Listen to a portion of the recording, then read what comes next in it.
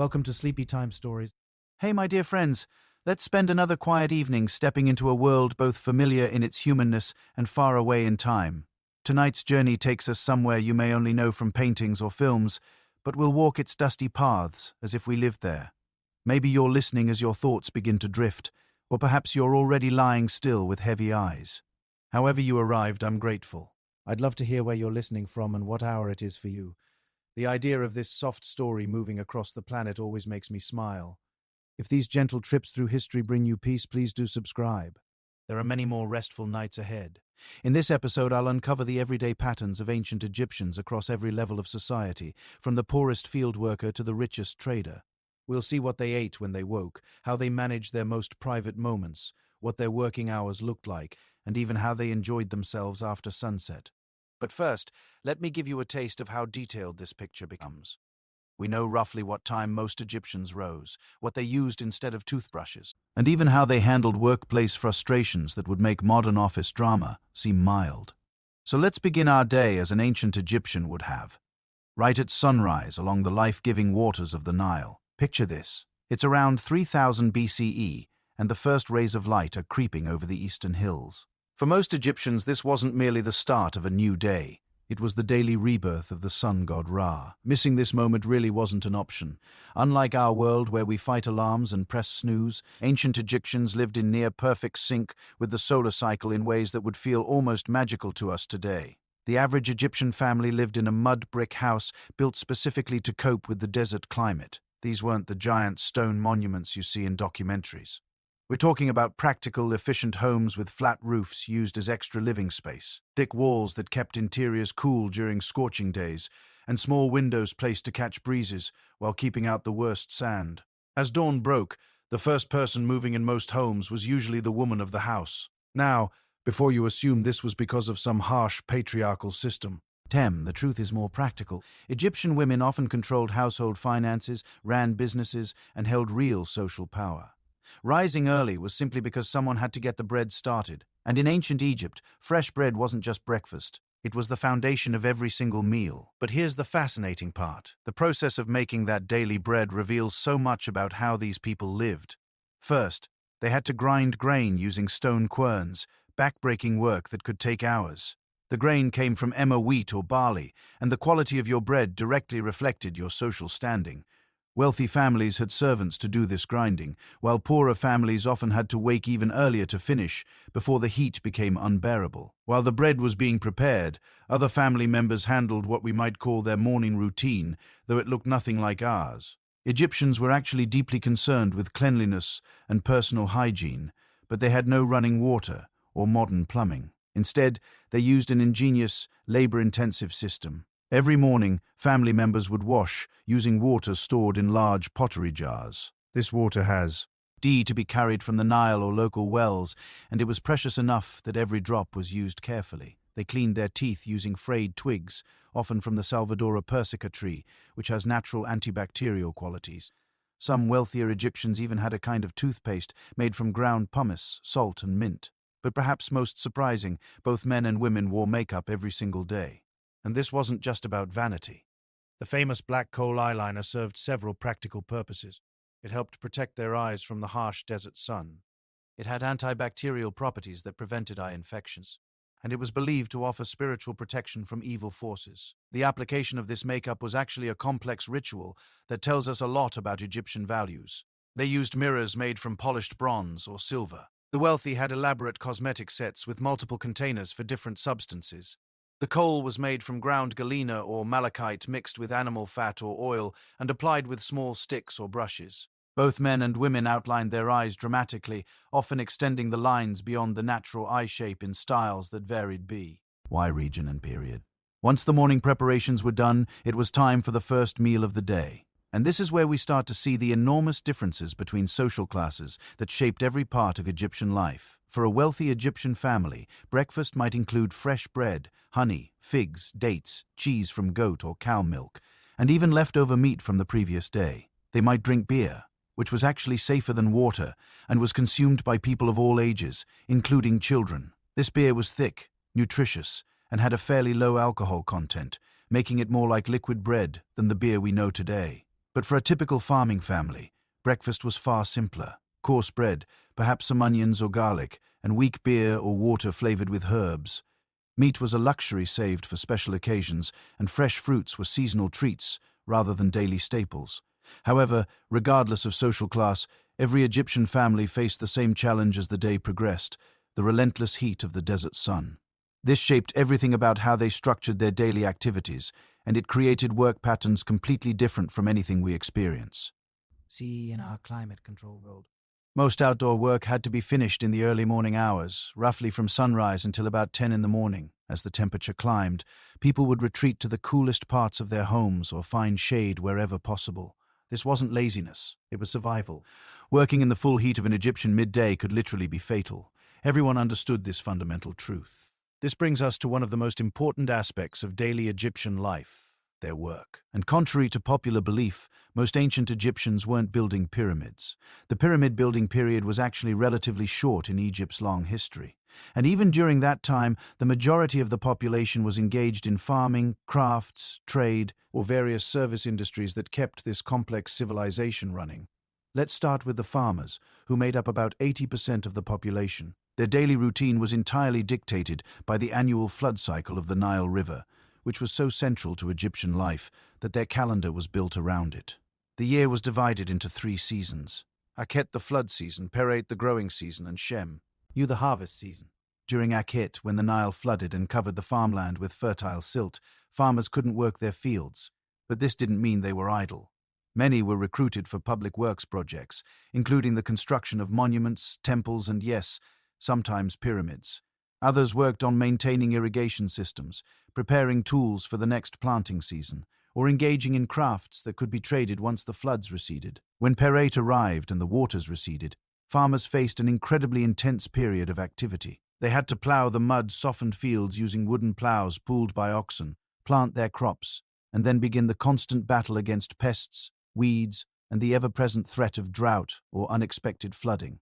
But here's what makes Egyptian farming so different from what you might expect. These weren't individual family farms in the way we might imagine. Most farmland was owned by the pharaoh, temples, or wealthy nobles.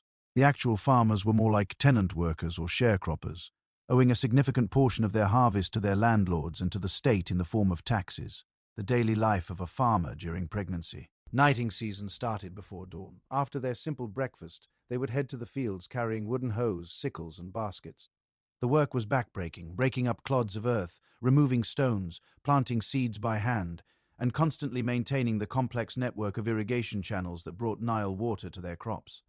Women often worked alongside men in the fields, especially during harvest time, but they also had specialized roles. Many were responsible for winnowing grain, separating the wheat from the chaff using large baskets and the desert wind. Others managed the storage of harvested crops, which required extensive knowledge of how to protect grain from insects, rodents, and moisture. Children weren't exempt from this work either. As soon as they were old enough, usually around age 5 or 6, they began helping with simple tasks like scaring birds away from crops or carrying water. By their early teens, they were expected to contribute significantly to the family's labor. But farming was just one piece of the incredibly complex economic system that made ancient Egypt function. In the towns and cities along the Nile, a completely different kind of die. Life was unfolding, one that involved craftsmen, merchants, scribes, and service workers whose routines were shaped by different pressures and opportunities. Take, for example, the daily life of a carpenter in ancient Thebes. His morning would begin much like the farmers, with simple food and the application of protective coal. But instead of heading to fields, he would walk to his workshop carrying tools that were remarkably sophisticated for their time.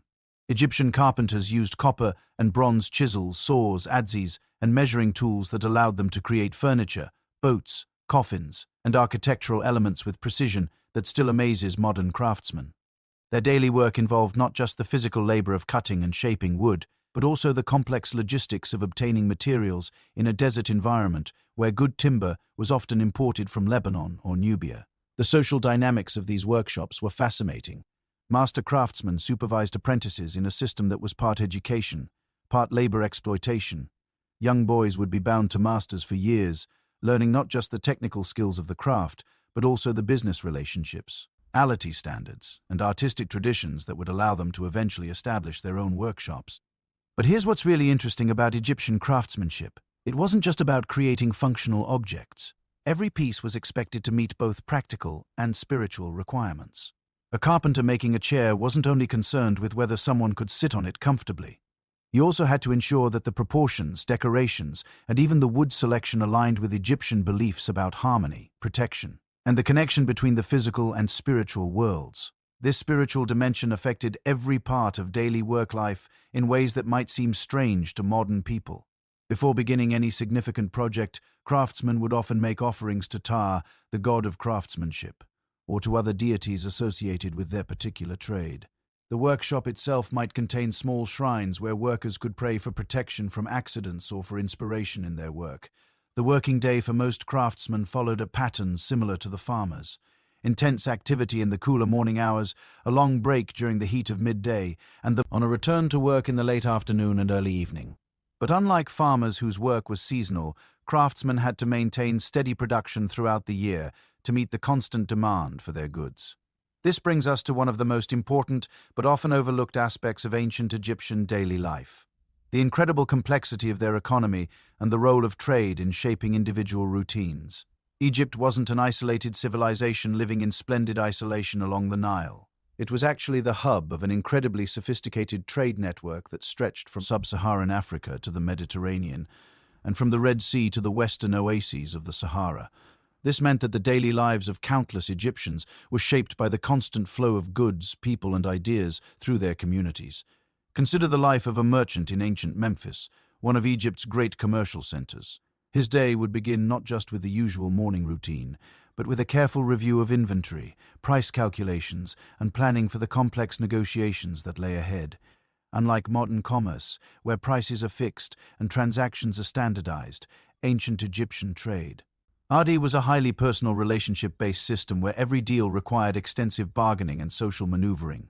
This merchant might be dealing with Nubian gold traders bringing precious metals from the south, Lebanese cedar merchants offering the high-quality timber that Egypt desperately needed, or local farmers bringing surplus grain to exchange for manufactured goods. Each transaction required not just business acumen, but also cultural sensitivity, language skills, and a deep understanding of the religious and social customs that governed different communities. But here's what makes Egyptian commerce so fascinating. They didn't use money in the way we understand it. Instead, they operated on a complex barter system supplemented by standardized units of value based on weights of copper, silver, or grain. A merchant's daily life involved constant mathematical calculations, converting the value of different goods into these standard units, and negotiating exchanges that satisfied all parties involved. The record-keeping alone was a massive undertaking. Egyptian merchants employed scribes to document every transaction, creating detailed papyrus records that had to account. T for quantities, qualities, dates, and the identities of all parties involved. These weren't just business records. They were legal documents that could be used to resolve disputes or collect debts, sometimes years after the original transaction. And speaking of scribes, let's dive into the daily life of perhaps the most envied profession in ancient Egypt. Becoming a scribe was one of the few ways for someone from a modest background to achieve real social mobility, and the training required was both grueling and transformative. A young scribe's day began with hours of practice copying hieroglyphic texts, learning not just the symbols themselves, but also the proper techniques for preparing papyrus, mixing inks, and maintaining the red pens that were essential tools of the trade. This wasn't just penmanship practice. It was an intensive education in literature, mathematics, law, religion, and administration that could take a decade or more to complete. Master scribes worked in a variety of settings that shaped their daily routines in different ways. Some were attached to temples, spending their days recording religious ceremonies, managing temple finances, and copying sacred text. Others worked for government administrators, documenting tax collections, legal proceedings, and official correspondence. The most elite scribes served in the royal court, where their daily responsibilities might include drafting diplomatic letters, recording the pharaoh's decrees, or maintaining the complex genealogical and ceremonial records that legitimized royal authority. But regardless of their specific role, all scribes shared certain daily challenges that were unique to their profession. They had to maintain their materials in perfect condition despite the harsh desert environment, protect their papyrus from insects and moisture, and ensure that their writing met the exacting standards expected in a culture where written records were considered to have magical as well as practical power. The social dynamics of a scribe's daily life were particularly complex because they operated at the intersection of different social classes. A scribe might spend his morning taking dictation from a wealthy noble, his afternoon mediating a dispute between merchants, and his evening teaching basic writing skills to the children of craftsmen who could afford private tutoring. This brings us to one of the most remarkable aspects of ancient Egyptian society, the role of women in daily economic life. Unlike many ancient civilizations, Egypt offered women substantial opportunities for economic independence and social influence. Though these opportunities varied significantly based on social class and family circumstances, wealthy Egyptian women could own property, run businesses, and engage in legal transactions with a freedom that wouldn't be seen in many other societies for thousands of years. A typical day for a prosperous merchant woman might involve supervising textile production in her workshops, negotiating contracts with suppliers, managing a staff of servants and workers, and maintaining the social relationships that were essential for business success. These women didn't just inherit their positions. Many built their wealth through their own entrepreneurial efforts. Some specialize in luxury goods like perfumes, jewelry, or fine textiles. Others operated taverns, managed agricultural estates, or ran the complex household operations that supported wealthy families. Their daily routines required the same skills as their male counterparts: mathematical ability, negotiation skills, cultural awareness, and the physical stamina to manage multiple responsibilities throughout long, demanding days. But even women from more modest backgrounds had opportunities that might surprise modern observers. Many worked as professional mourners, entertainers, or religious functionaries. Others operated small businesses from their homes, producing bread, beer, textiles, or other goods that they sold in local markets. The daily life of a working woman in ancient Egypt was shaped by the same environmental challenges that affected everyone else, but with the additional complexity of managing family responsibilities alongside economic activities. A woman running a small bakery, for example, would have to coordinate her bread production with childcare, ensure that her ovens were properly maintained despite the scarcity of fuel, manage relationships with grain suppliers and customers, and maintain the quality standards that could make or break her reputation in the local community. Now, all of these economic activities were supported by an infrastructure that required its own army of workers whose daily lives were essential, but often overlooked: the people who maintained Egypt's irrigation systems, transported goods along the Nile, operated the docks and warehouses, and provided the countless services that kept this complex society functioning. Take the daily life of a Nile boatman whose work was absolutely crucial for Egyptian civilization. His day would begin before dawn, checking his vessel for damage from the previous day's journey, loading cargo or passengers, and preparing for the complex navigation required to travel safely along a river that was simultaneously Egypt's lifeline and one of its greatest dangers. Navigation on the Nile required intimate knowledge of seasonal changes in water levels, shifting sandbars, dangerous currents, and the locations of the hippos and crocodiles that posed constant threats to river traffic. A boatman's daily routine involved not just the physical work of sailing, rowing, or pulling his craft, but also the mental challenge of reading the river conditions and making split-second decisions that could mean the difference between a successful journey and a catastrophic accident. The cargo these boatmen transported reveals the incredible diversity of goods that flowed through Egyptian society on a daily basis. A single boat might carry grain from Upper Egypt, gold from Nubia, cedar wood from Lebanon, incense from the Red Sea coast, and manufactured goods from workshops in Memphis or Thebes. The boatman had to understand the specific handling requirements for each type of cargo, manage the complex logistics of multiple stops along his route, and maintain detailed records of what was loaded and unloaded at each destination. But the Nile wasn't just a commercial highway. It was also the primary means of personal transportation for most Egyptians. This meant that boatmen also served as passenger carriers, connecting families separated by distance, enabling pilgrimages to important religious sites, and facilitating the social interactions that bound Egyptian communities together. The daily social life of ancient Egyptians was far richer and more complex than most people realize. After the working day ended, communities came alive with activities that served both entertainment and important social functions. Evening gatherings were central to Egyptian social life, and they took many different forms depending on the season, the community, and the social class of the participants. In farm, Ang villages, people might gather in courtyards or on rooftops to share the day's events, tell stories, play games, and enjoy whatever entertainment was available. Music was an integral part of these gatherings, and it reveals fascinating details about Egyptian values and daily life. Musicians used instruments like harps, flutes, drums, and cymbals to create music that accompanied singing, dancing, and storytelling. But this wasn't just casual entertainment. Music was believed to have spiritual power, and many of the songs that filled Egyptian evenings were actually religious hymns or magical incantations designed to provide protection, ensure good fortune, or honor the gods. Dancing was equally important, and it served multiple functions in Egyptian society.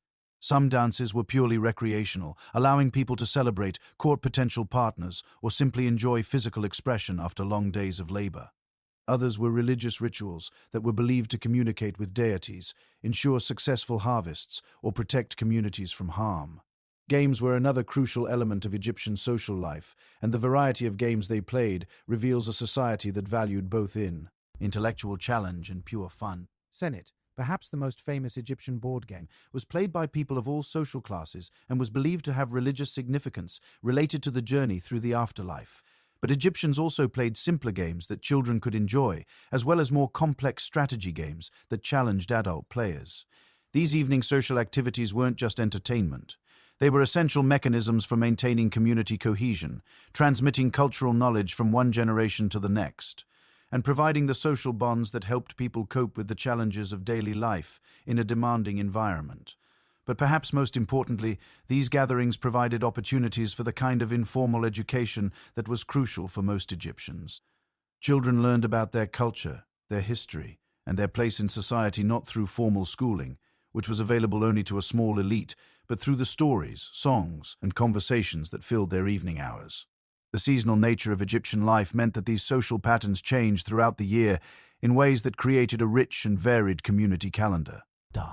During the flood season, when outdoor work was limited, communities had more time for elaborate celebrations, extended storytelling sessions, and the kind of intensive social interaction that strengthened relationships and resolved conflicts. Harvest time brought different kinds of gatherings, often focused on cooperative work that required community coordination. These weren't just economic activities.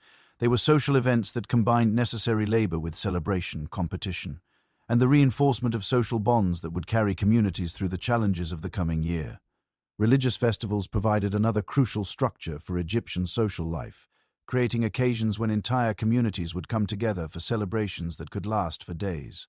These festivals weren't solemn religious observances in the way we might imagine. They were joyous community celebrations that combined religious devotion with feasting, music, dancing, and the kind of social interaction that was essential for maintaining the complex relationships that held Egyptian society together. The daily preparation for these festivals reveals another important aspect of Egyptian life: the incredible amount of planning and coordination required to make their society function. Organizing a major religious festival required months of preparation, involving craftsmen who created decorations and ceremonial objects, farmers who provided extra food, musicians and dancers who prepared special performances, and religious officials who ensured that all the ceremonial requirements were properly met. This level of coordination was necessary for almost every aspect of Egyptian life, from the annual flood cycle that required community-wide cooperation to manage irrigation systems, to the complex trade relationships that brought goods from across the known world to Egyptian markets. And this brings us to one of the most remarkable aspects of ancient Egyptian daily life: how they managed to create and maintain one of history's longest-lasting civilizations, despite facing challenges that would seem insurmountable to modern people. The coordination required wasn't just impressive from an organizational standpoint, it was absolutely essential for survival. Without it, Egyptian civilization would have collapsed within generations rather than lasting for over 3,000 years. And this brings us to perhaps the most underappreciated aspect of daily Egyptian life: the incredible sophistication of their problem-solving abilities. Every single day, ordinary Egyptians had to navigate challenges that would stump most modern people. They had to predict weather patterns without meteorology, manage complex agricultural systems without modern tools, maintain public health without understanding germ theory, and coordinate massive construction projects without computers or even written mathematical formulas as we know them. Take something as basic as food storage. which was literally a matter of life and death in a civilization where a failed harvest could mean starvation for thousands. Egyptian families didn't just throw their grain into containers and hope for the best. They developed elaborate systems involving multiple types of storage, each designed for specific types of food and specific storage durations. They used jars sealed with beeswax and resin for liquids like oil and wine. They created underground storage chambers that maintained consistent temperatures despite the extreme heat above ground. They developed techniques for drying fruits and vegetables that preserved them for months without refrigeration. They even figured out how to store live fish in artificial ponds, creating a kind of ancient aquaculture system that provided fresh protein year-round. But here's what makes this even more remarkable. These weren't techniques developed by specialists and then distributed to the masses. These were skills that ordinary families passed down through generations, refined through trial and error, and adapted to local conditions. A farming family in Upper Egypt might have completely different food storage techniques than a merchant family in the Delta, but both systems would be incredibly sophisticated and perfectly adapted to their specific circumstances. The daily maintenance of these systems required constant attention and expertise. Women often specialized in food preservation, spending hours each day monitoring fermentation processes, checking stored goods for signs of spoilage, and adjusting storage conditions based on seasonal changes. This wasn't just domestic work. It was highly skilled technical labor that required deep understanding of chemistry, biology, and engineering principles that these people couldn't name but absolutely understood. Men often focused on the construction and maintenance of storage facilities themselves, which required skills in masonry, waterproofing, ventilation design, and pest control that would impress modern contractors. They had to build structures that could withstand floods, earthquakes, extreme temperature variations, and the constant assault of insects and rodents that threatened stored food supplies. Children learned these skills through daily participation, gradually taking on more responsibility as they demonstrated competence. By the time they reached adulthood, they possessed a level of practical knowledge about food systems that far exceeded what most modern people understand about where their food comes from or how it's preserved. This same pattern of sophisticated problem-solving appears in every aspect of Egyptian daily life. Consider their approach to personal hygiene and healthcare, which was far more advanced than most people realize. Egyptians didn't just wash themselves. They had developed complex systems for maintaining cleanliness that addressed both practical and spiritual concerns. Their daily bathing routines involved not just water, but carefully prepared soaps made from animal fats and plant-based alkalis. They used different cleansing agents for different parts of the body, understanding that skin on the face required different treatment than skin on the hands or feet. They had specialized preparations for hair care that protected against the harsh desert environment while maintaining the elaborate hairstyles that were important markers of social status. But beyond basic cleanliness, Egyptians maintained daily health practices that reveal sophisticated understanding of preventive medicine. They used various plant-based preparations to protect against common ailments, maintained dietary practices that modern nutritionists would recognize as sound principles, and engaged in physical activities that were designed to maintain strength and flexibility throughout their lives. The daily routine of an Egyptian family included time for what we might call physical therapy exercises, though they wouldn't have used that term. People regularly stretched, engaged in strength training using their daily work activities, and participated in games and dances that maintained cardiovascular health and muscular coordination. Women often specialized in herbal medicine, maintaining gardens of medicinal plants and preparing remedies that addressed everything from minor cuts and bruises to serious illnesses. Their daily routines included checking and tending these medicinal gardens, preparing and storing various herbal preparations, and maintaining the knowledge systems that allowed them to diagnose and treat health problems within their families and communities. The sophistication of their medical knowledge was remarkable. They understood the importance of wound cleaning and had developed antiseptic preparations that actually worked. They knew how to set broken bones, treat various skin conditions, and manage pain using plant-based medicines that contained active compounds similar to modern pharmaceuticals. But perhaps most impressively, they understood the connection between mental and physical health in ways that modern medicine is only beginning to rediscover. Their daily routines included activities designed to maintain emotional balance, social connection, and spiritual well-being, recognizing that these factors were essential for overall health. This holistic approach to daily life extended to their work practices as well. Egyptian craftsmen didn't just focus on producing goods. They maintained work environments that supported both productivity and worker well-being. Workshops were designed to maximize natural lighting while minimizing heat exposure. Work schedules balanced intensive activity with adequate rest periods. Social structures within workshops provided support systems that helped workers cope with both professional challenges and personal problems. The daily life of a workshop supervisor reveals just how complex these considerations could become. He had to coordinate the technical aspects of production, manage relationships between workers of different skill levels, ensure that quality standards were maintained, handle the business relationships with suppliers and customers, and maintain the workshop facilities themselves. But beyond these obvious responsibilities, he also served as a counselor, mediator, and community leader. Workers brought him personal problems that affected their ability to work effectively. He had to balance competing demands from different customers while maintaining fair treatment for his workers. He served as a link between his workshop and the broader community. Munity, representing his workers' interests in community decisions and ensuring that his business contributed appropriately to community needs. This multi-layered approach to leadership was necessary because Egyptian society was incredibly interconnected.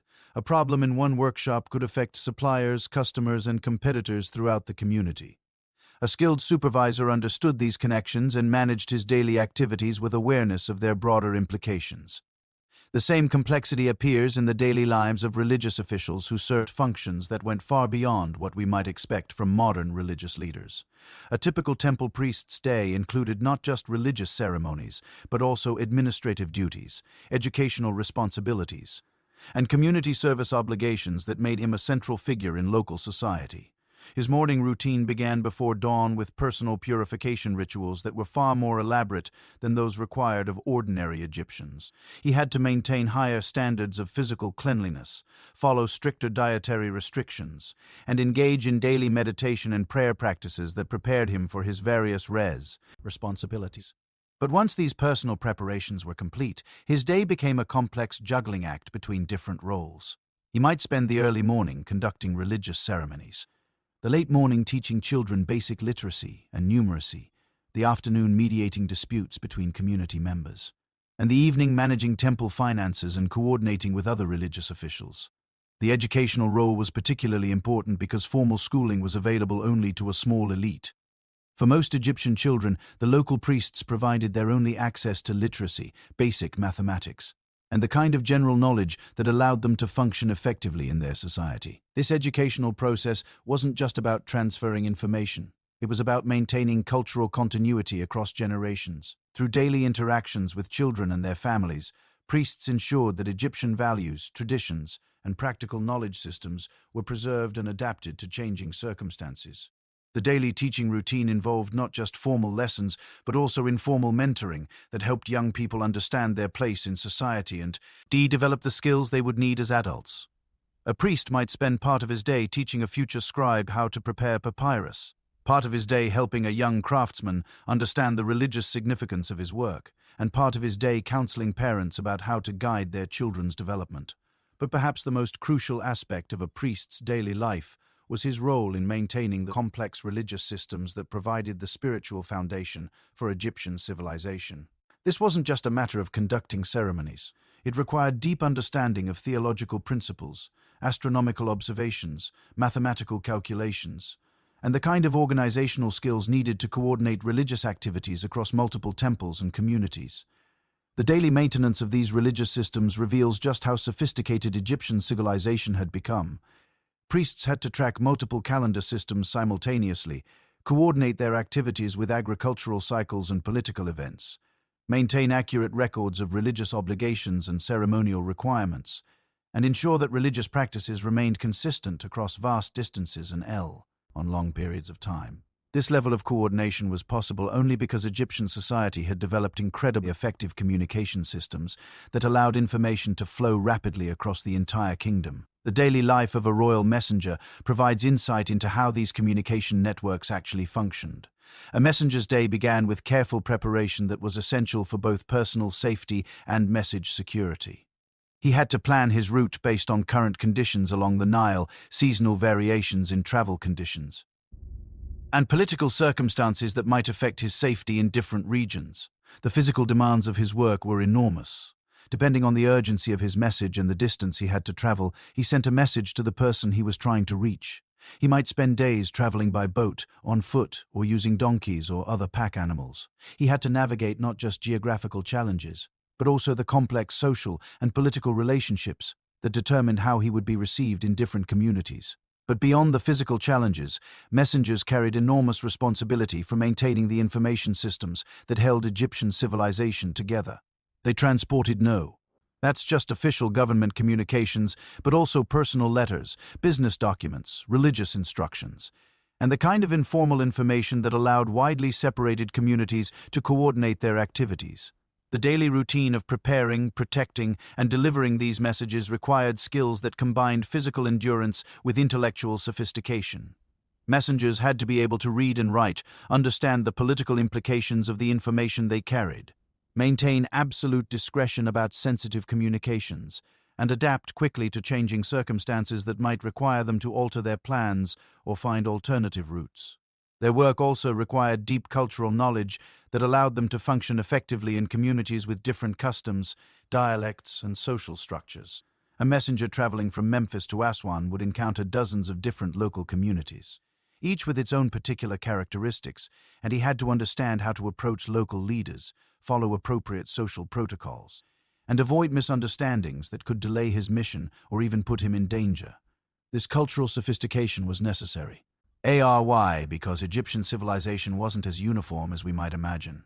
While there were certainly shared values, religious beliefs, and social structures that unified the kingdom, there were also significant regional variations that reflected different environmental conditions, economic specializations, and historical experiences. The daily life of people in the Delta region was shaped by different challenges and opportunities than those faced by people in Upper Egypt or Nubia. Coastal communities had access to Mediterranean trade networks, but had to deal with different security threats. Desert oasis communities had developed specialized techniques for managing scarce water resources, but had limited access to some goods that river communities took for granted. These regional differences created opportunities for specialization and trade that enriched Egyptian civilization, but they also required sophisticated coordination systems that could manage the complexity without losing the benefits of diversity.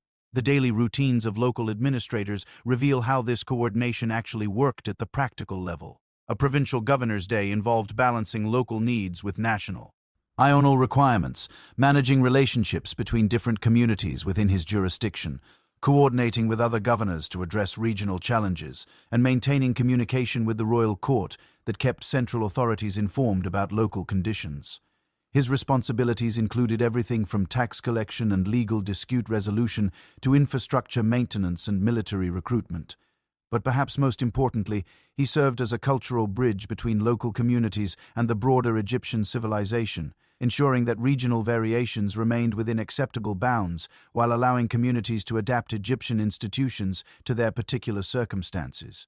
This balancing act required enormous skill and constant attention to changing conditions. A governor had to understand not just the formal requirements of his position, but also the social, cultural, and economic context in which he worked, but also the informal relationships and cultural dynamics that actually determined how effectively he could accomplish his goals. His daily routine included formal meetings with local officials, informal conversations with community leaders, personal interactions with ordinary citizens who brought him their concerns and complaints, and private time for planning and reflection that allowed him to stay ahead of developing problems. But beyond these obvious duties, he also had to maintain his own household, manage his personal relationships with family and friends, and participate in the social and religious activities that were essential for maintaining his standing in the community. The daily life of a high-ranking official wasn't just about exercising power. It was about maintaining the complex web of relationships that made effective governance possible. This same pattern appears throughout Egyptian society. Whether we're looking at farmers, craftsmen, merchants, priests, or government officials, their daily lives involved far more complexity and sophistication than we might expect from people living thousands of years ago. They had developed social institutions, economic systems, and cultural practices that allowed them to create and maintain one of history's most successful civilizations. They solved problems that would challenge modern societies, adapted to environmental conditions that would defeat less organized communities, and maintained cultural continuity across centuries of change and challenge. And they did all of this while dealing with the same basic human needs and desires that we face today. the need for food, shelter, and security, The desire for meaningful work and social connection, the challenge of raising children and caring for aging parents, and the universal human quest for purpose and meaning in daily life. The daily routines we've explored reveal people who are remarkably similar to us in their fundamental humanity, but who had developed very different solutions to the challenges of creating successful, sustainable communities. Their approaches offer insights that remain relevant today, reminding us that there are many different ways to organize human society and many different definitions of what constitutes a good life. As we continue our exploration of ancient Egyptian daily life, we'll discover even more surprising details about how these remarkable people managed to create a civilization that lasted for over 3 millennia, adapting and evolving while maintaining its essential character through periods of prosperity and crisis, expansion and contraction, innovation and conservation. The evening hours in ancient Egypt revealed perhaps the most intimate and fascinating aspects of daily life, when the crushing heat finally subsided and communities came alive with activities that would surprise anyone who thinks these people lived simple, primitive lives. As the sun began its descent toward the western horizon, Egyptian families didn't just collapse from exhaustion after their demanding days. Instead, they participated in a rich social world that was both deeply practical and surprisingly sophisticated. Picture a typical evening in a middle-class neighborhood along the Nile around 2500 BCE.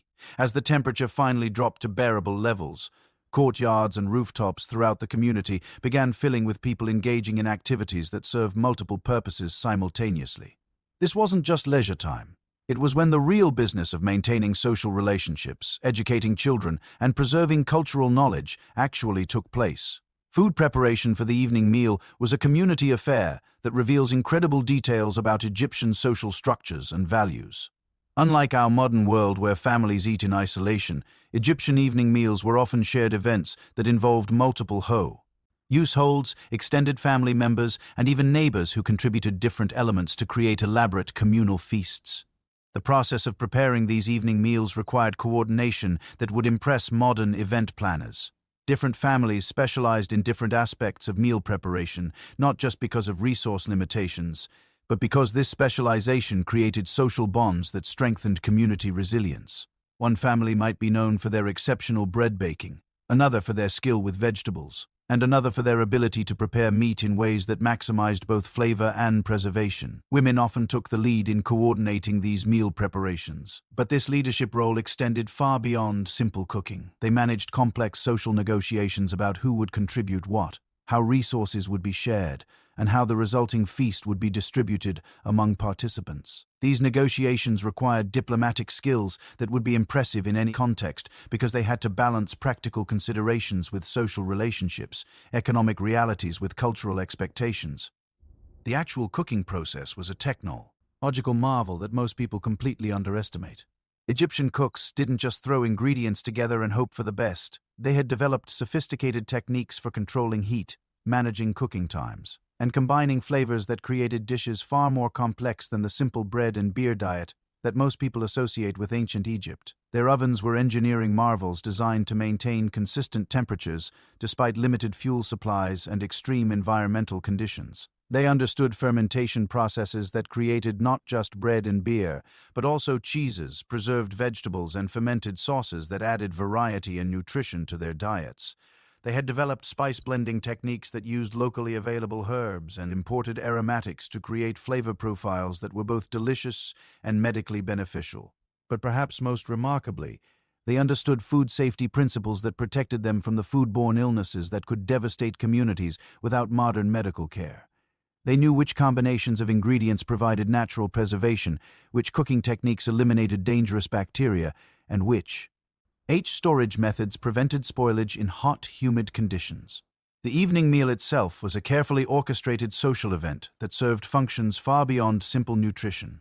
The way people were seated reflected social hierarchies, but also provided opportunities for mentoring relationships between older and younger community members. The order in which different dishes were served created natural conversation rhythms that allowed for the sharing of information, the resolution of conflicts, and the maintenance of social bonds that held communities together. Children weren't just passive recipients of food during these evening gatherings. They were active participants in elaborate educational processes that transmitted everything from practical skills to cultural values. While adults were eating and talking, Children were learning about food preparation, social etiquette, economic relationships, and the complex web of obligations and opportunities that would shape their adult lives. The stories told during these evening meals weren't just entertainment. They were sophisticated information management systems that preserved historical knowledge, technical expertise, and cultural wisdom in ways that made them memorable and personally meaningful. A story about a clever farmer who outwitted a dishonest merchant wasn't just amusing. It taught practical lessons about commercial relationships, negotiation strategies, and ethical principles that listeners could apply in their own lives. Religious stories served similar educational functions, but they also provided emotional and psychological support that helped people cope with the challenges and uncertainties of daily life.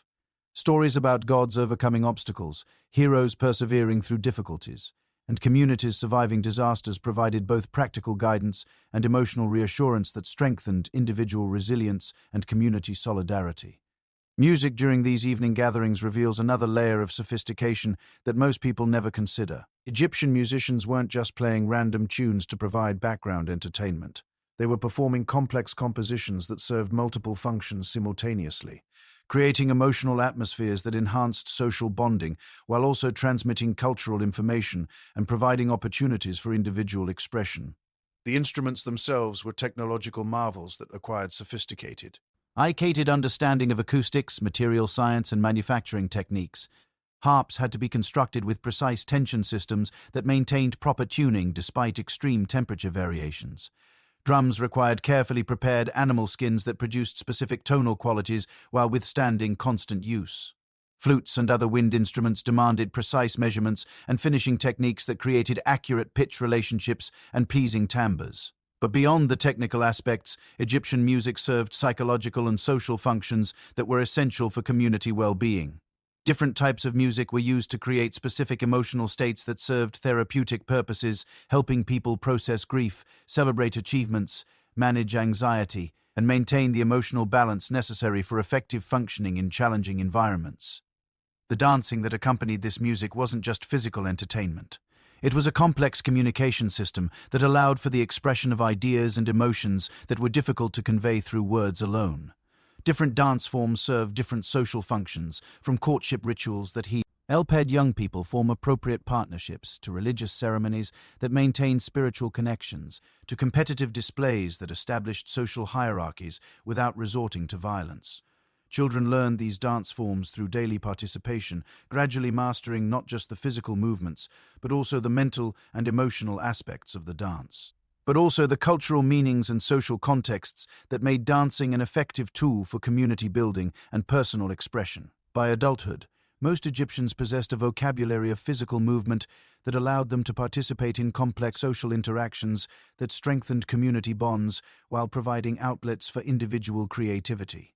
Games played during these evening hours reveal another dimension of Egyptian sophistication that challenges our assumptions about ancient life. These weren't just simple diversions to pass time.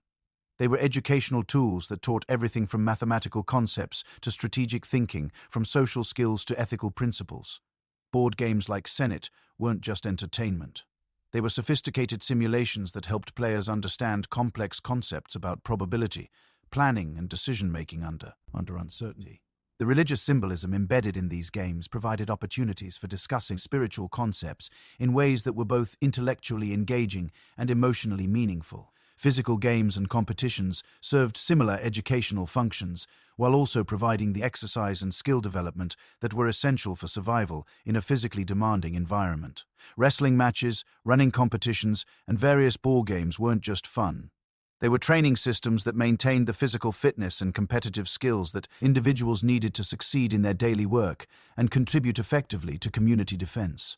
But perhaps most importantly, these games provided opportunities for social interaction across age groups and social classes in ways that strengthened community cohesion while allowing for the peaceful resolution of tensions and conflicts that might otherwise disrupt social harmony. The evening hours also provided time for the maintenance and creation of the material objects that made Egyptian daily life possible.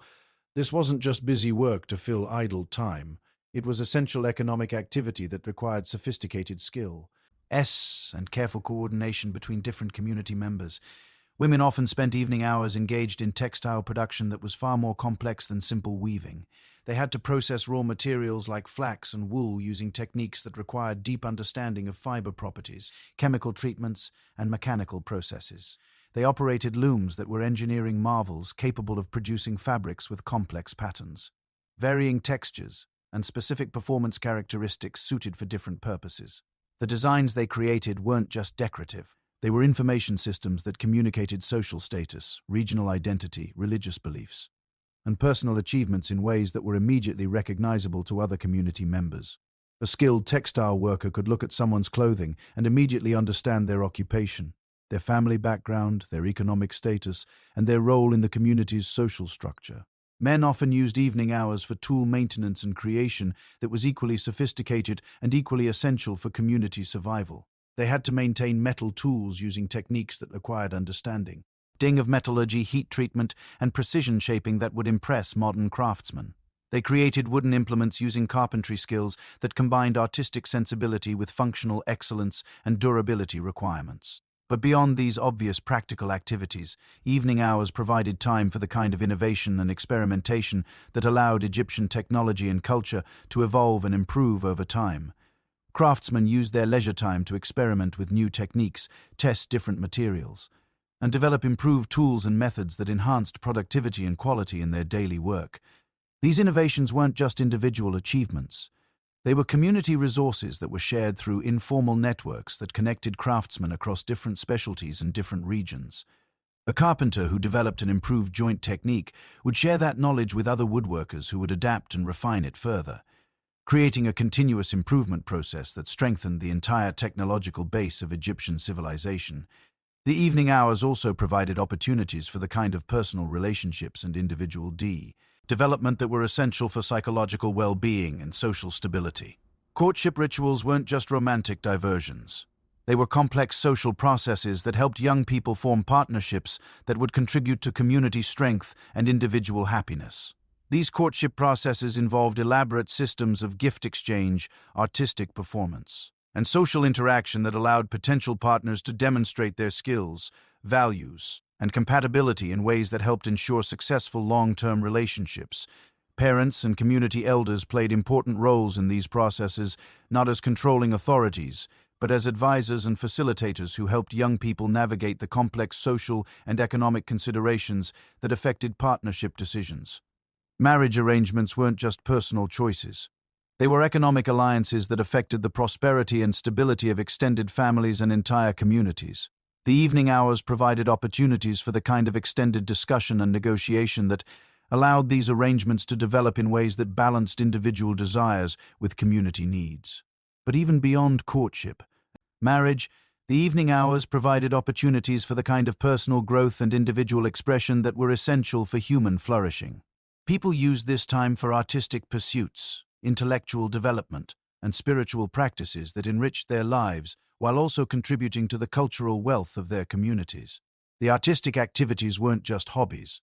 They were sophisticated creative practices that required years of training and constant refinement. Painters, sculptors, and other visual artists used evening hours to develop techniques, experiment with materials, and create works that served both aesthetic and functional purposes in their communities. Musicians and poets used this time to compose new works, refine their performance skills, and explore creative possibilities that pushed the boundaries of their artistic traditions, while remaining connected to the cultural values that gave their work meaning and social relevance. But perhaps most importantly, the evening hours provided time for the kind of reflection and contemplation that allowed individuals to process their experiences, understand their place in the larger community, and develop the wisdom and perspective that made them effective contributors to collective well-being. This personal development wasn't just individual self-improvement. It was community investment that strengthened the human resources available for addressing collective challenges and pursuing shared goals. Communities recognized that individual growth contributed to collective prosperity, and they structured their social systems to support and encourage personal development in ways that benefited everyone. The seasonal variations in evening activities reveal another layer of sophistication in Egyptian social organization. Different times of year brought different opportunities and challenges that required adaptive responses from individuals and communities. During the flood season, when outdoor work was limited, evening hours might be extended into elaborate festivals and celebrations that could last for days. These weren't just parties.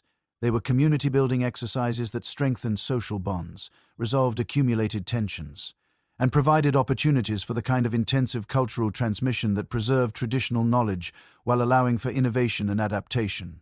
During planting and harvest seasons, when daytime work was intensive and urgent, evening activities might be more focused on rest and recovery. But they still included the essential social and cultural functions that maintained community cohesion and individual well-being. The ability to adapt these social patterns to changing circumstances while maintaining their essential functions demonstrates a level of cultural sophistication that allowed Egyptian civilization to persist through centuries of environmental, political, and economic changes that destroyed less adaptable societies. But perhaps the most remarkable aspect of Egyptian evening life was how it balanced individual needs with collective requirements in ways that created sustainable communities that could thrive over long periods of time. The social structures that emerged during these evening hours weren't imposed from above by authorities. They developed organically through the daily interactions of people who understood that their individual well-being depended on the health and prosperity of their communities. This understanding created social systems that were both flexible enough to adapt to changing circumstances, stable enough to provide the predictability and security that allowed individuals to plan for the future and invest in long-term relationships and projects. The evening hours also provided opportunities for the kind of inter-community interaction that connected local Egyptian communities to the broader civilization and to external trade networks that brought goods, ideas, and people from across the known world.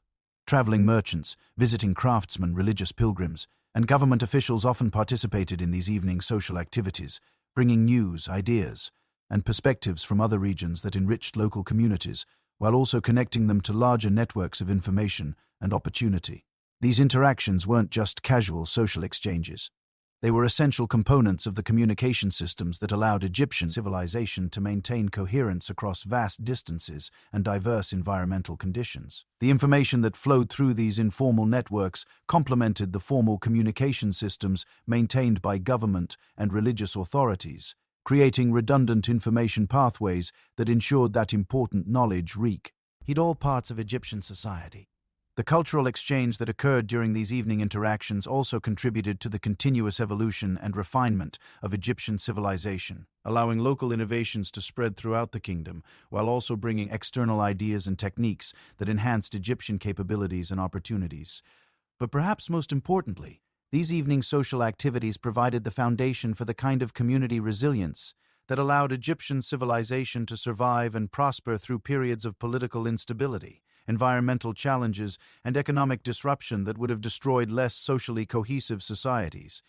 The social bonds formed during these daily evening gatherings created networks of mutual support and cooperation that could be activated during emergencies, providing the collective response capabilities that were essential for community survival in a challenging environment. The knowledge systems maintained through these evening educational activities preserved the technical expertise and cultural wisdom that allowed communities to adapt to changing circumstances while maintaining their essential character. And values. The conflict resolution mechanisms that operated during these social gatherings prevented minor disputes and tensions from escalating into serious conflicts that could disrupt community functioning and threaten collective security.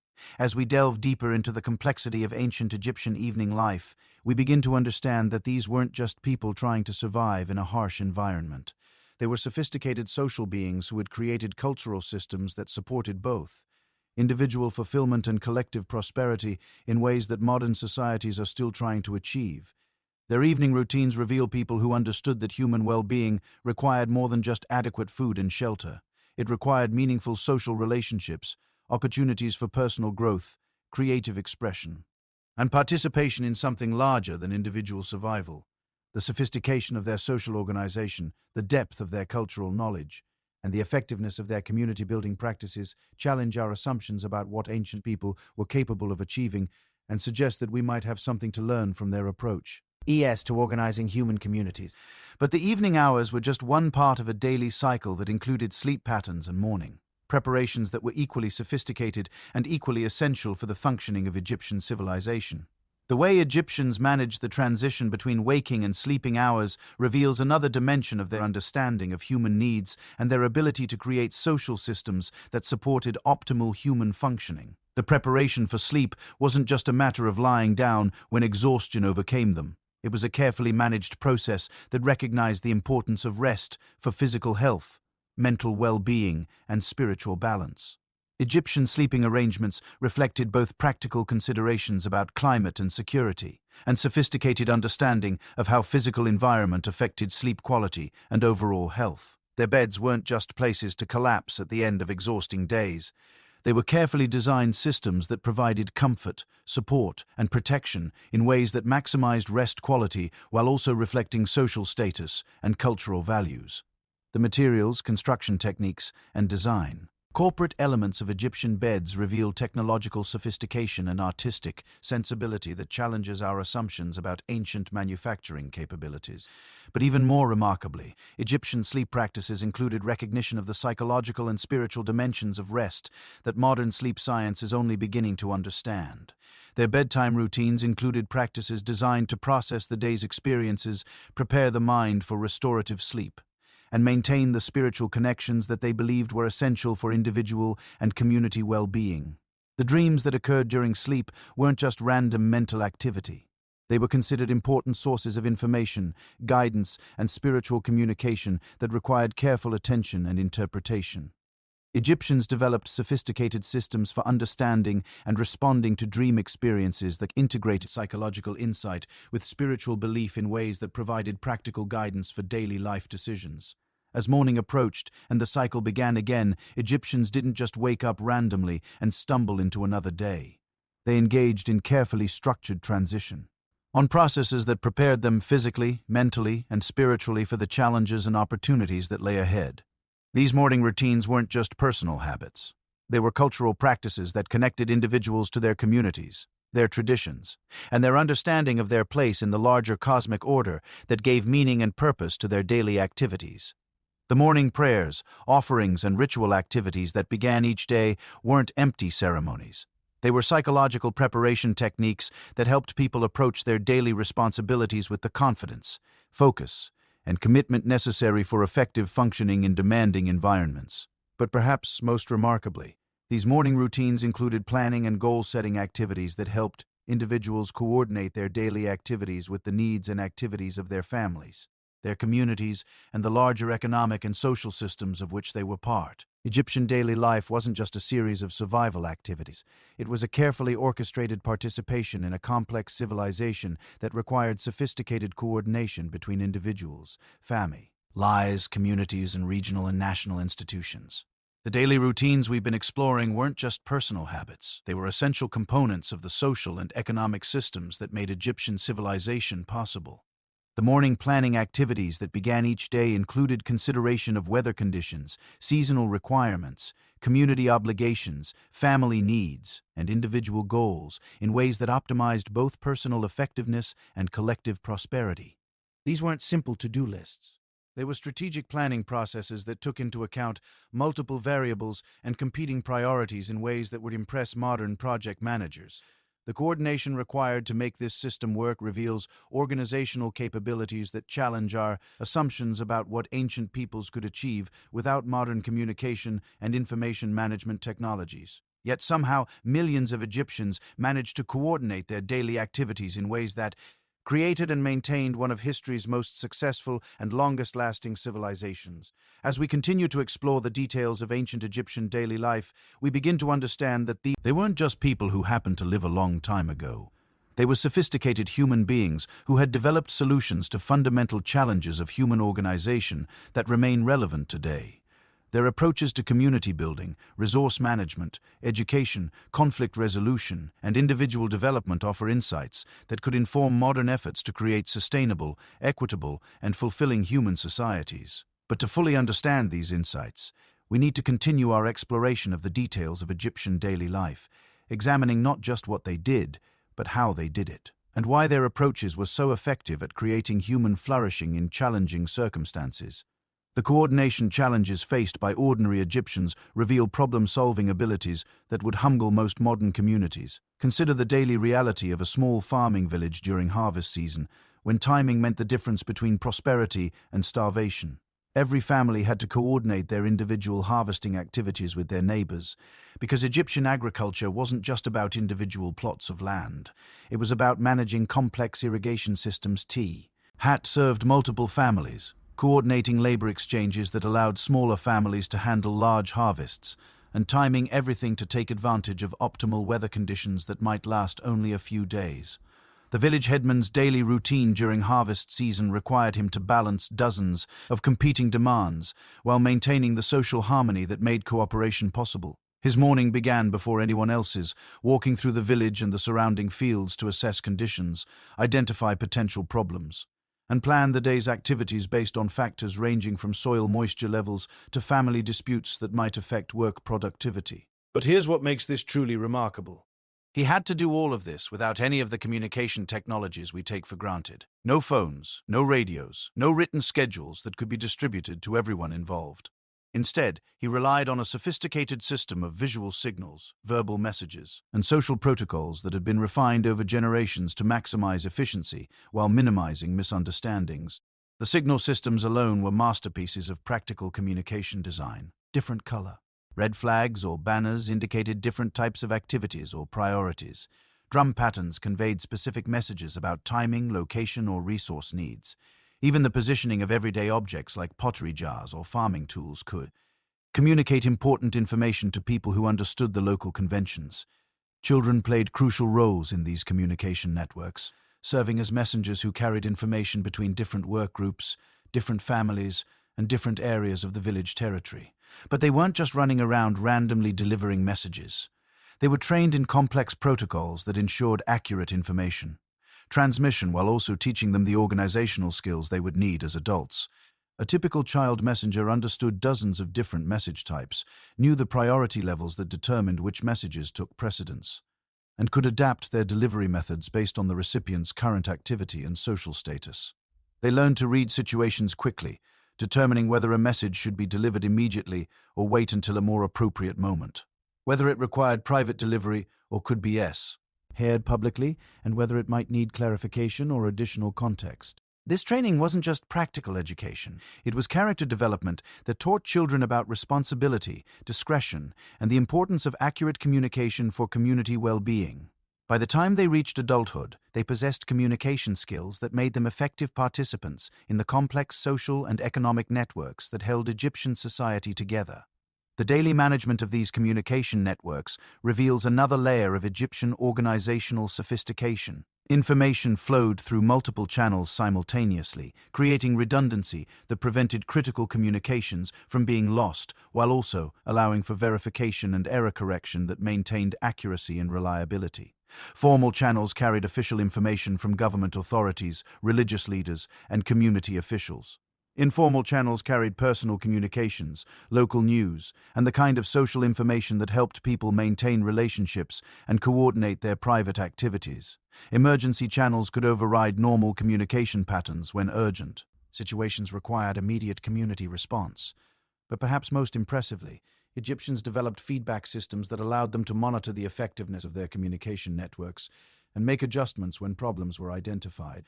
Village leaders regularly checked to ensure that important information had reached all intended recipients, that instructions were being understood and followed correctly, and that the communication systems were adapting effectively to changing circumstances. The daily maintenance of these systems required constant attention from people throughout the community. Messengers had to maintain their physical fitness and local knowledge. Signal operators had to keep their equipment in working condition and stay current with evolving protocols. Community leaders had to monitor information flow patterns and identify bottlenecks or failures that might disrupt essential coordination. This systematic approach to communication management extended to every aspect of Egyptian daily life, creating information networks that connected individual families to their local communities to regional centers, and regional centers to the nation. Now government and religious institutions that provided overall coordination for the entire civilization. The daily life of a regional message coordinator reveals just how sophisticated these systems had become.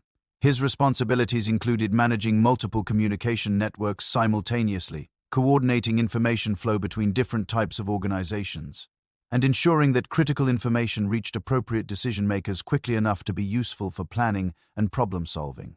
His morning routine included checking multiple information sources to identify developing situations that might require coordinated responses. He reviewed reports from local officials about everything from crop conditions to security concerns, from trade opportunities to resource shortages that might affect regional stability. But he also monitored informal information networks that carried rumors, gossip, and unofficial observations that sometimes provided early warning about problems that hadn't yet reached official attention.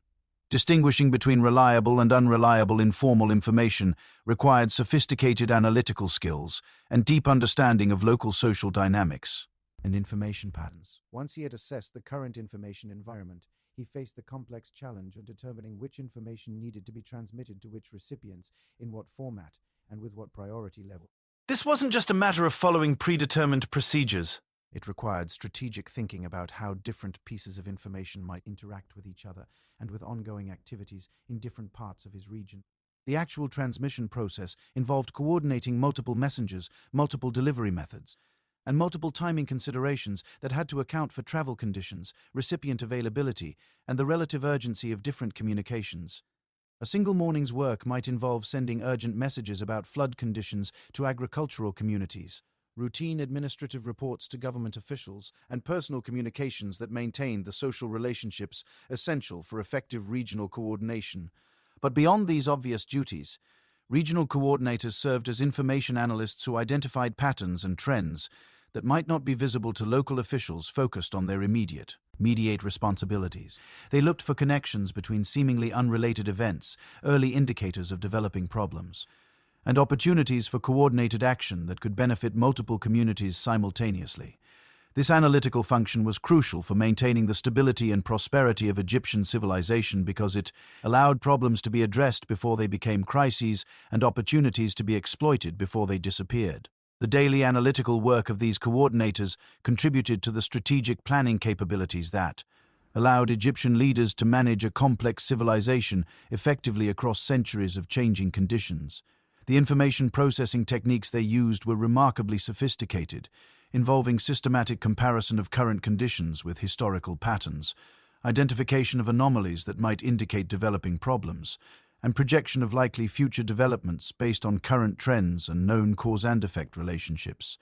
They maintained detailed records that allowed them to track changes over time, identify seasonal patterns that affected planning and resource allocation, and document successful and unsuccessful responses to various types of challenges. These records weren't just administrative paperwork. They were strategic intelligence systems that informed decision-making at every level of Egyptian society. The daily record-keeping activities required not just clerical skills but also analytical abilities that allowed coordinators to extract meaningful patterns from large amounts of detailed information.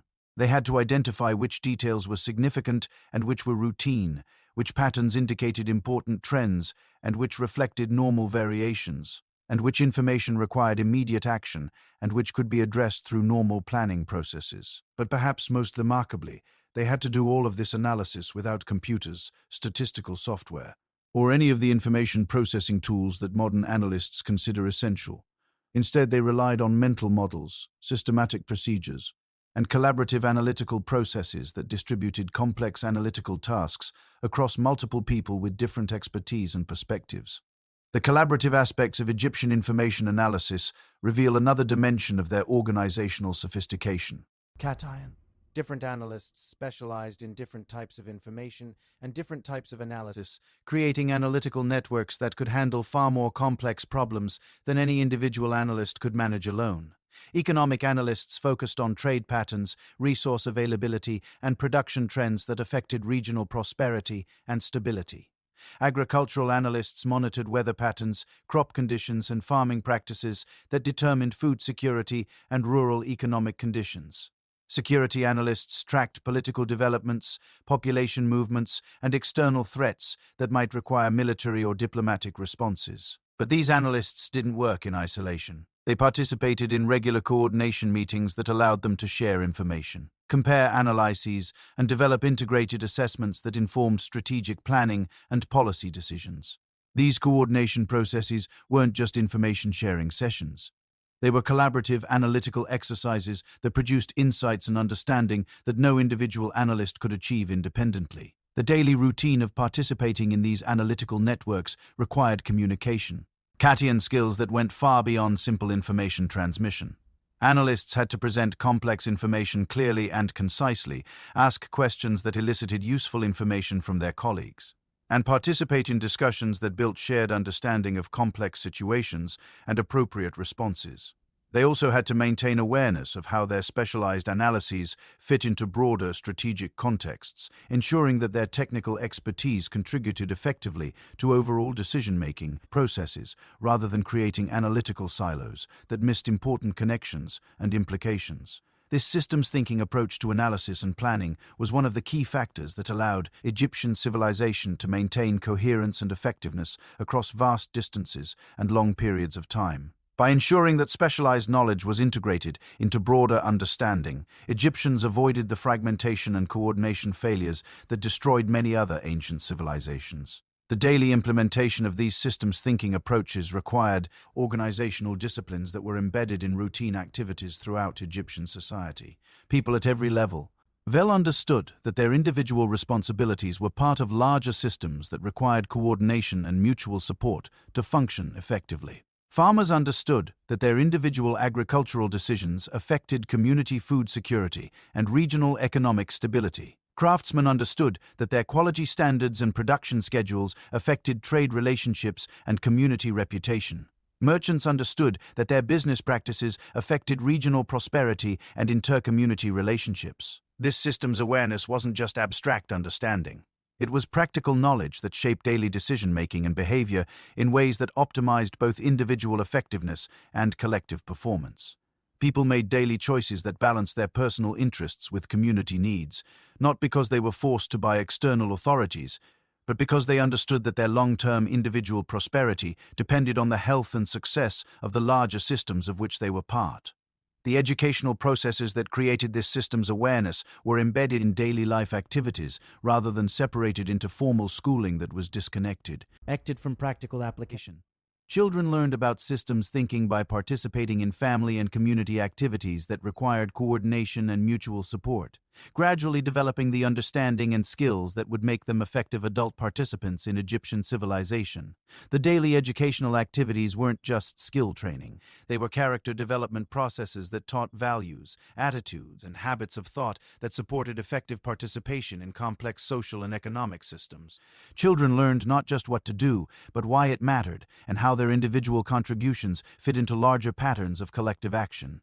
This character development wasn't just moral instruction. It was practical preparation for adult responsibilities that required sophisticated understanding of cause and effect relationships, long-term consequences of short-term decisions, and the interdependencies that connected individual actions to community outcomes. The daily reinforcement of these lessons through practical application ensured that learning was deeply internalized and readily available for application in new and changing circumstances. Children didn't just memorize abstract principles. They developed intuitive understanding that allowed them to adapt their knowledge to situations that weren't covered in their formal education. This adaptive learning capability was essential for success in Egyptian society because the challenges and opportunities that people faced were constantly changing as environmental conditions, economic circumstances, and political situations evolved over time.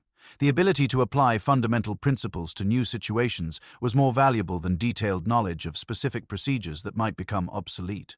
The daily practice of adaptive problem-solving began early in childhood and continued throughout adult life, creating learning communities where knowledge was continuously refined and updated through practical experience and shared reflection on successes and failures.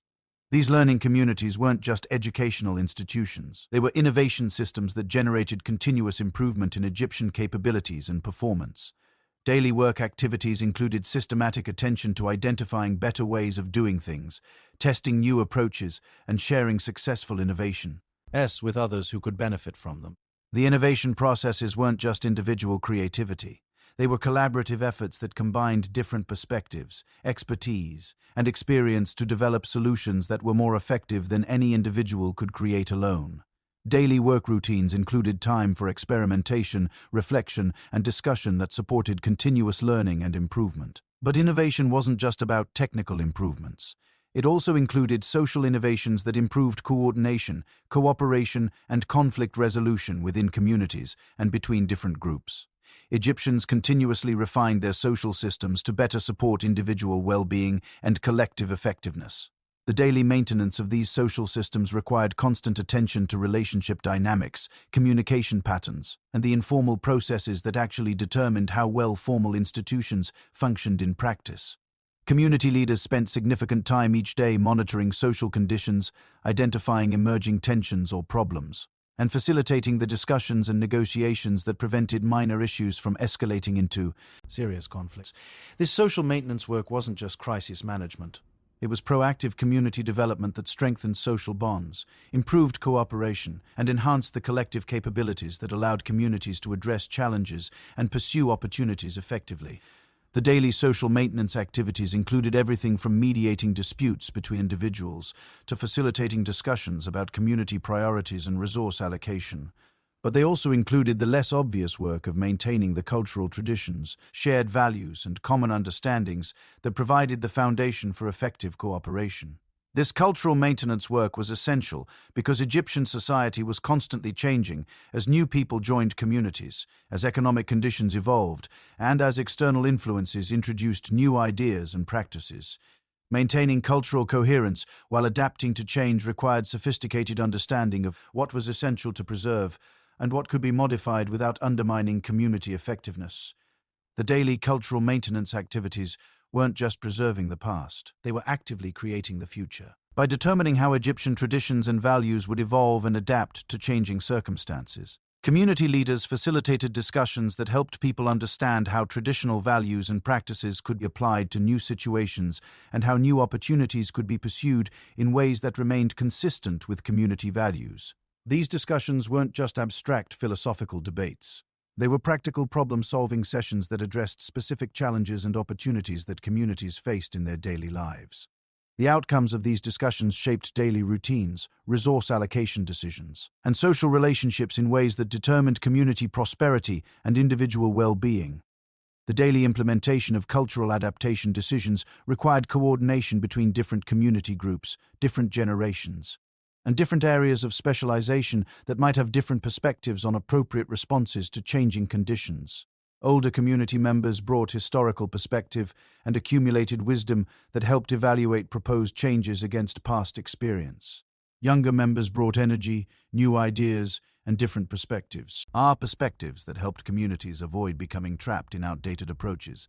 People with different specializations brought technical expertise that helped evaluate the practical implications of different adaptation strategies. The daily coordination of these different perspectives required meeting processes, discussion formats, and decision-making procedures that maximized the benefits of diversity while maintaining the unity and focus necessary for effective collective action.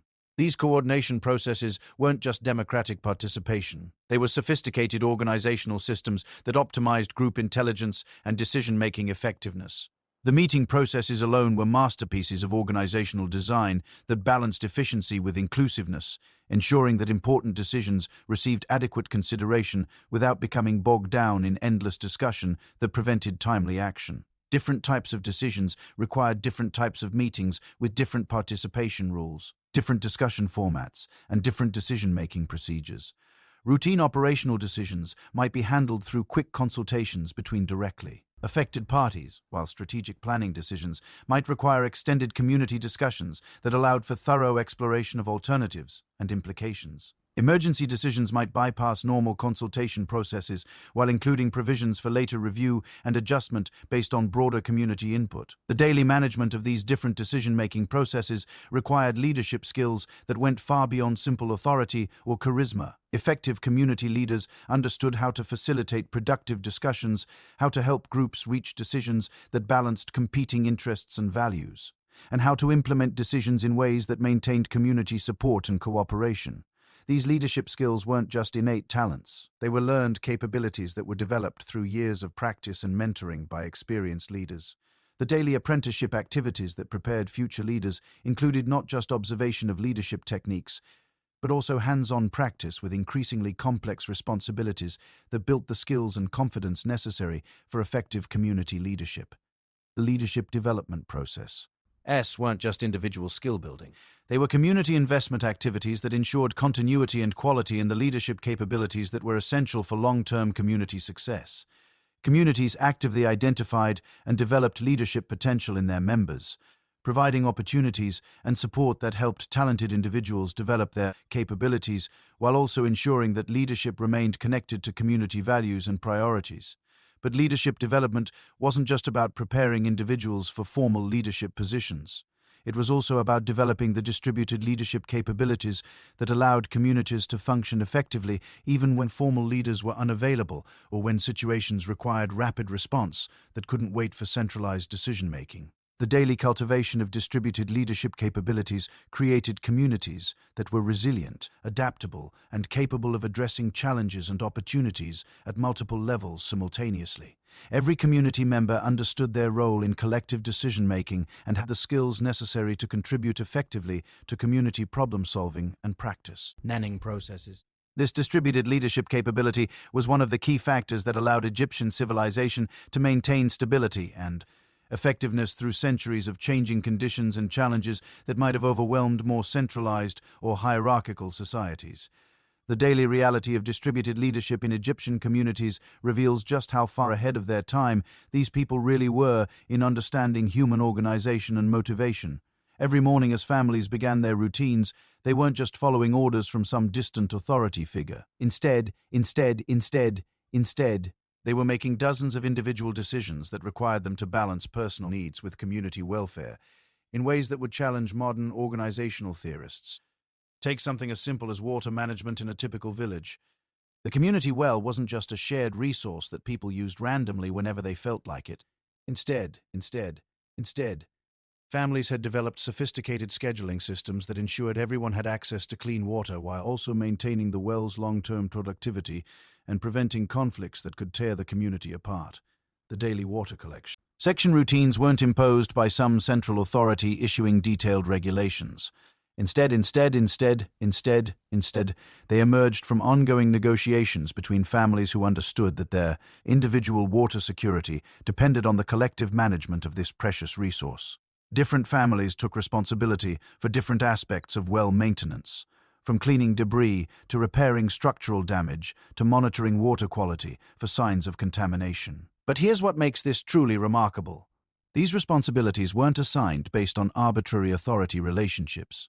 Instead, they reflected each family's particular skills, resources, and circumstances in ways that maximized community benefit while also ensuring that the burden of maintaining shared resources was distributed fairly among all users. The woman who understood stone construction techniques naturally took responsibility for maintaining the well's structural integrity. The family with the strongest young men handled the heavy lifting involved in major repairs. The household with the most flexible schedule took on daily monitoring responsibilities that required regular attention but didn't demand specialized expertise. This organic division of labor created systems that were both efficient and sustainable because they matched responsibilities with capabilities in ways that people could maintain over long periods without burning out or becoming resentful of unfair treatment. The daily implementation of these systems required constant communication and adjustment, but it was communication that people engaged in willingly because they understood its importance for their collective welfare. The water management example illustrates a pattern that appeared throughout Egyptian daily life. The integration of individual autonomy with collective responsibility in ways that supported both personal fulfillment and community prosperity. People weren't just following orders or pursuing purely selfish interests. Instead, they were participating in complex cooperative systems that required sophisticated understanding of how individual actions affected collective outcomes. This integration of individual and collective interests extended to every aspect of daily economic activity, creating market systems that were far more sophisticated than the simple barter economies that most people associate with Ancient civilizations. Egyptian merchants didn't just exchange goods based on immediate supply and demand relationships. Instead, they participated in complex networks that connected local communities to regional, national, and international trade systems. The daily life of a merchant family reveals economic thinking that would impress modern business analysts. Their morning planning sessions didn't just consider what goods they had available for trade. Instead, they analyzed market conditions across multiple communities, evaluated seasonal trends that affected both supply and demand, and developed trading strategies that balanced immediate profit opportunities with long-term relationship building that would support sustained business success. But their economic analysis went far beyond simple profit maximization. They also considered how their trading decisions would affect their local community's economic health, their suppliers' ability to maintain production quality and reliability, and their customers' capacity to continue purchasing their goods over time. This wasn't just enlightened self-interest. It was sophisticated understanding of how economic systems actually function in practice. The record-keeping systems that supported these economic analyses were technological marvels that managed complex information without any of the computational tools we consider essential for business operations. Merchant families maintained detailed records of inventory levels, price fluctuations, customer preferences, supplier reliability, and seasonal patterns using papyrus documents, wooden tablets, and memory systems that could track hundreds of variables simultaneously. The daily life of a merchant family reveals economic thinking that would impress modern business analysts. Their morning planning sessions didn't just consider what goods they had available for trade. Instead, they analyzed market conditions across multiple communities, evaluated seasonal trends that affected both supply and demand, and developed trading strategies that balanced immediate profit opportunities with long-term relationship building that would support sustained business success. But their economic analysis went far beyond simple profit maximization. They also considered how their trading decisions would affect their local community's economic health, their suppliers' ability to maintain production quality and reliability, and their customers' capacity to continue purchasing their goods over time. This wasn't just enlightened self-interest. It was sophisticated understanding of how economic systems actually function in practice. The record-keeping systems that supported these economic analyses were technological marvels that managed complex information without any of the computational tools we consider essential for business operations. Merchant families maintained detailed, aisled records of inventory levels, price fluctuations, customer preferences, supplier reliability, and seasonal patterns using papyrus documents, wooden tablets, and memory systems that could track hundreds of variables simultaneously. The daily maintenance of these record-keeping systems required mathematical skills that went far beyond simple arithmetic. Merchants had to calculate exchange rates between different types of goods, project future supply and demand based on current trends and historical patterns, and manage risk by diversifying their trading activities across different products, different markets, and different time horizons. But perhaps most impressively, they had to do all of this mathematical analysis in their heads or using simple calculating tools without the spreadsheets, databases, and analytical software that modern businesses depend on for far simpler calculations. The mental mathematical capabilities that Egyptian merchants developed through daily practice would astonish modern business people. The trading negotiations themselves reveal another dimension of Egyptian sophistication in managing complex human relationships for mutual benefit. These weren't similar plea haggling sessions where each party tried to extract maximum advantage from the other. Instead, they were collaborative problem-solving processes where traders worked together to find arrangements that provided adequate benefit for all parties, while also supporting the long-term relationships that made ongoing business possible. The negotiation processes required cultural sensitivity that went far beyond basic politeness. Merchants dealing with traders from different regions had to understand local customs, social hierarchies, religious practices, and economic traditions that affected how business relationships were established and maintained. A merchant who violated cultural norms in one community might find himself excluded from trading opportunities throughout an entire region. But cultural sensitivity wasn't just about avoiding offense. It was also about identifying opportunities for mutually beneficial arrangements.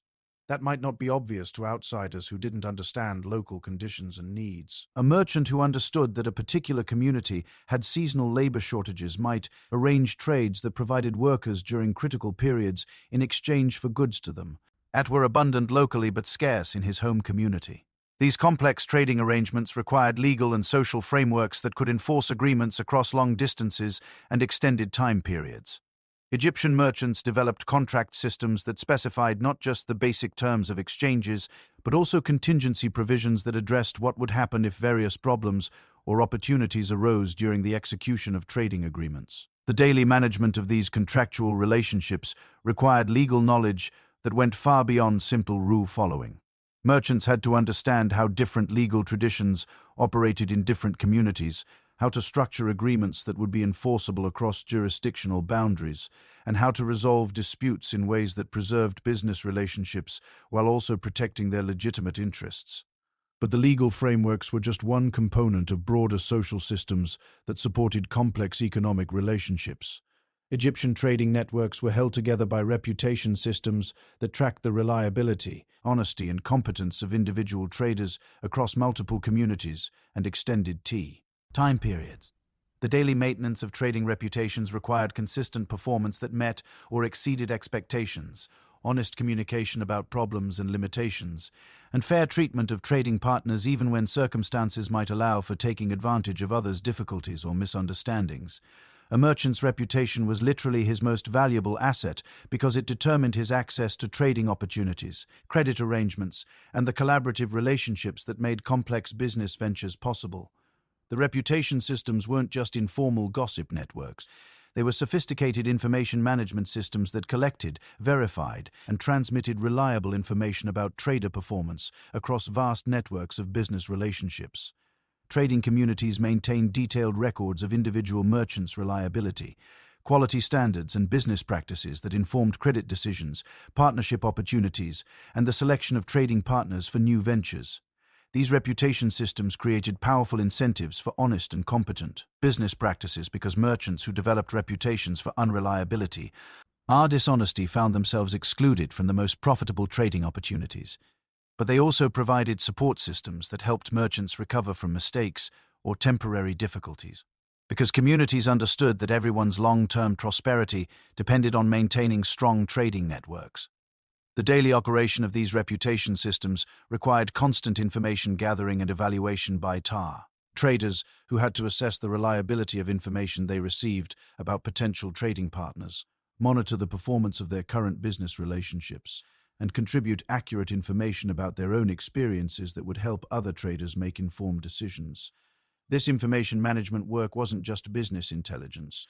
It was community service that helped maintain the trust and cooperation that made complex trading networks possible. Merchants who provided accurate and timely information about market conditions, trading opportunities, and partner reliability were valued members of trading communities who gained access to better opportunities and more favorable terms in their own business activities. The collaborative aspects of Egypti. A trading networks challenge modern assumptions about competition and cooperation in business relationships. While merchants certainly competed for customers and sought to maximize their own profits, they also understood that their individual success depended on the overall health and effectiveness of the trading systems in which they participated. This understanding led to business practices that balanced competitive advantage seeking with collaborative system building in ways that supported both individual success and collective prosperity. Merchants shared information that helped their competitors serve customers better, collaborated on infrastructure projects that benefited entire trading communities, and supported newcomers who might eventually become serious rivals. The daily implementation of these collaborative competitive practices required sophisticated judgment about when competition was appropriate and when cooperation served everyone's interests better. Merchants had to identify opportunities where collaborative action could create benefits that exceeded what any individual could achieve alone, while also maintaining the competitive pressures that drove innovation and efficiency improvements. The infrastructure projects that trading communities undertook collaboratively reveal another dimension of Egyptian organizational sophistication. These weren't just simple construction projects. They were complex engineering and management challenges that required coordination between multiple communities, different areas of technical expertise, and competing priorities for limited resources. Consider the daily management challenges involved in building and maintaining the road networks that connected Egyptian communities to regional and international trading routes. These projects required surveying and engineering expertise to design routes that were both practical and durable. They needed construction expertise to build roads that could handle heavy traffic in challenging environmental conditions. They demanded organizational capabilities to coordinate work activities across multiple communities and extended time periods. But perhaps most challenging, they required political and diplomatic skills to negotiate agreements between different communities about cost sharing, maintenance responsibilities, and usage rights that would ensure long-term sustainability of these critical infrastructure systems. The daily diplomatic work involved in maintaining these agreements required constant attention to changing circumstances, evolving needs, and the inevitable conflicts that arose when different communities had different priorities and constraints. The engineering solutions that Egyptians developed for their infrastructure challenges reveal technological sophistication that rivals many modern approaches. Their road construction techniques created surfaces that remained usable for decades despite heavy traffic and extreme weather conditions. Their bridge designs handled seasonal flood variations while maintaining structural integrity under heavy loads. Their port facilities managed complex logistics requirements while protecting vessels and cargo from environmental hazards. But the technological achievements were just one aspect of infrastructure systems that also required sophisticated management and maintenance capabilities. The daily operation of Egyptian ports involved coordinating the activities of merchants, boatmen, stevedores, customs officials, and security personnel in ways that maximized efficiency while maintaining safety and preventing conflicts between different user groups. Port managers had to balance competing demands for limited dock space, coordinate loading and unloading activities to minimize delays, manage customs and tax collection processes that generated essential government revenue, and maintain security systems that protected valuable cargo and prevented smuggling or other illegal activities. The daily coordination challenges were enormous because ports handled traffic from multiple communities with different customs, different legal systems, and different business practices. Port managers served as cultural translators who helped different groups understand each other's requirements and find mutually acceptable arrangements for sharing port facilities and services. But ports were just one component of transportation systems that included river navigation, overland routes, and the complex logistics networks that moved goods efficiently across vast distances. The daily management of these transportation systems required coordination between different types of transport specialists, different communities along transportation routes, and different government authorities responsible for maintaining security and collecting taxes. River navigation alone presented daily challenges that required extraordinary skill and knowledge. Boat captains had to understand seasonal variations in water levels, current patterns, and navigation hazards that changed constantly based on weather conditions, flood patterns, and human activities along the riverbanks. They needed detailed knowledge of docking facilities, customs requirements, and local regulations in dozens of communities along their routes. The daily navigation decisions required real-time assessment of multiple risk factors, from weather conditions that might affect travel safety to political situations that might affect port access or customs procedures. Boat captains served as mobile intelligence gatherers who collected and transmitted information about conditions throughout their travel networks, contributing to the information systems that helped other travelers and traders make informed decisions about their own activities. The cargo management responsibilities were equally complex because different types of goods required different handling, storage, and transportation techniques. Fragile items need protection from vibration and impact. Perishable goods required temperature and humidity control. Valuable items needed security measures that prevented theft, while also allowing for necessary inspections and transfers. But cargo management wasn't just about protecting goods during transport. It was also about coordinating complex logistics that ensured goods arrived at their destinations at the right time to meet customer needs and market conditions. This required understanding of production schedules, seasonal demand patterns, and the lead times necessary for different types of transportation and handling processes. The daily logistics coordination work required communication systems that could track cargo movements, coordinate transfers between different transportation modes, and provide advance notice to customers and trading partners about expected arrival times and any delays or problems that might affect delivery schedules. These communication challenges were particularly complex because they had to function across multiple communities with different languages, different communication systems, and different technical capabilities for receiving and transmitting messages. Transportation mana. GERs served as nodes in communication networks that connected producers, traders, and customers across vast distances and diverse cultural contexts. The cultural bridging work that transportation systems provided was just as important as their economic functions because they facilitated the exchange of ideas, technologies, and cultural practices that enriched Egyptian civilization and connected it to broader networks of human knowledge and innovation. Travelers weren't just moving goods. They were also carrying information, techniques, and perspectives that contributed to continuous learning and adaptation throughout Egyptian society. The daily cultural exchange activities that occurred at transportation hubs created learning environments where people from different communities could observe different approaches to common challenges, share their own innovations and discoveries, and collaborate on solving problems that affected multiple communities. These informal learning networks were essential components of the innovation systems that kept Egyptian civilization adaptable and progressive. But cultural exchange wasn't just an accidental byproduct of economic activity. It was delightful. Greatly cultivated through social institutions that encouraged interaction, learning, and collaboration between people from different backgrounds and communities.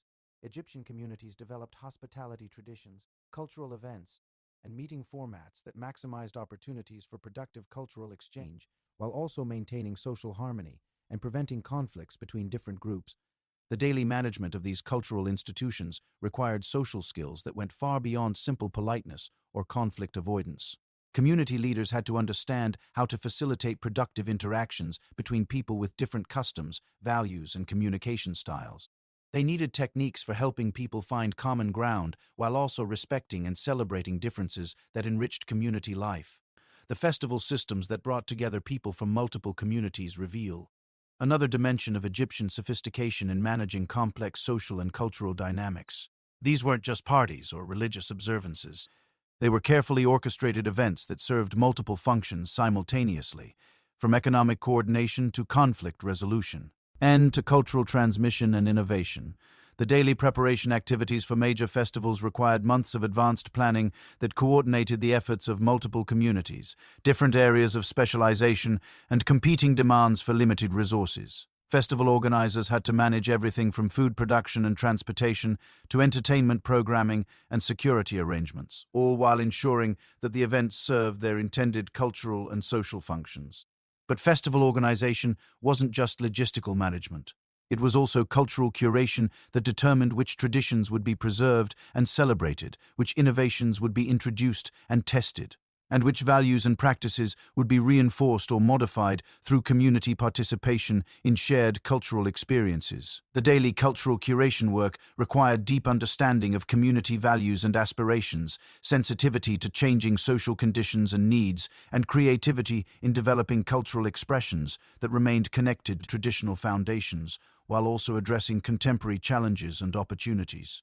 Festival programming had to balance entertainment with education, tradition with innovation, and local identity with broader cultural connections. Successful festivals created experiences that people enjoyed and remembered while also transmitting important cultural knowledge and strengthening social bonds that supported community cooperation and resilience. The educational functions of festivals reveal another aspect of Egyptian sophistication in managing knowledge transmission and cultural continuity. These events weren't just opportunities for people to have fun. They were also intensive learning experiences that transmitted practical skills, cultural values, and social knowledge in ways that were both effective and enjoyable. Children learned about their cultural heritage through stories, songs, and dramatic performances that made abstract concepts concrete and memorable. They observed adult skills and responsibilities through festival activities that demonstrated proper techniques and social behaviors. They practiced their own developing capabilities through games, competitions, and performance opportunities that provided feedback and encouragement.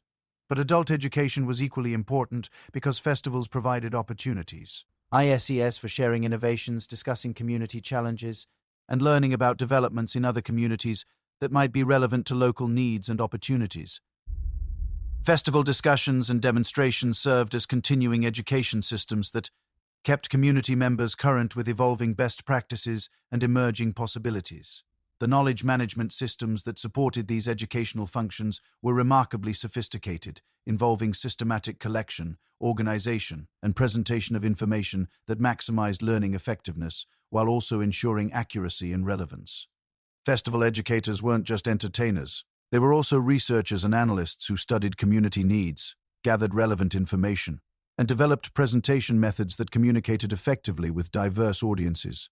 The daily research and preparation work required for effective festival education involved extensive consultation with community experts, systematic observation of successful practices in other communities, and creative development of teaching methods that engaged participants while also transmitting essential knowledge and skills. But perhaps most remarkably, Egyptian festival systems created feedback mechanisms that allowed for continuous improvement and adaptation based on participant response and changing community needs. Festival organizers systematically evaluated the effectiveness of their educational programming, gathered suggestions for improvement, and modified their approaches to better serve their community's learning and development needs.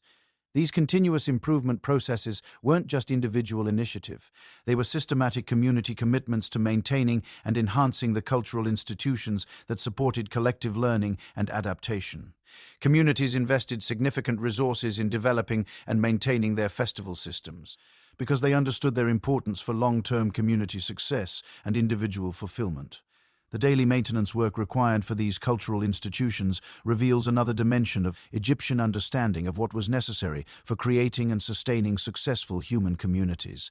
They recognized that cultural systems required the same careful attention and systematic maintenance as economic systems, political systems, and physical infrastructure. Cultural maintenance work included everything from preserving traditional knowledge and practices to adapting cultural institutions to changing circumstances and needs.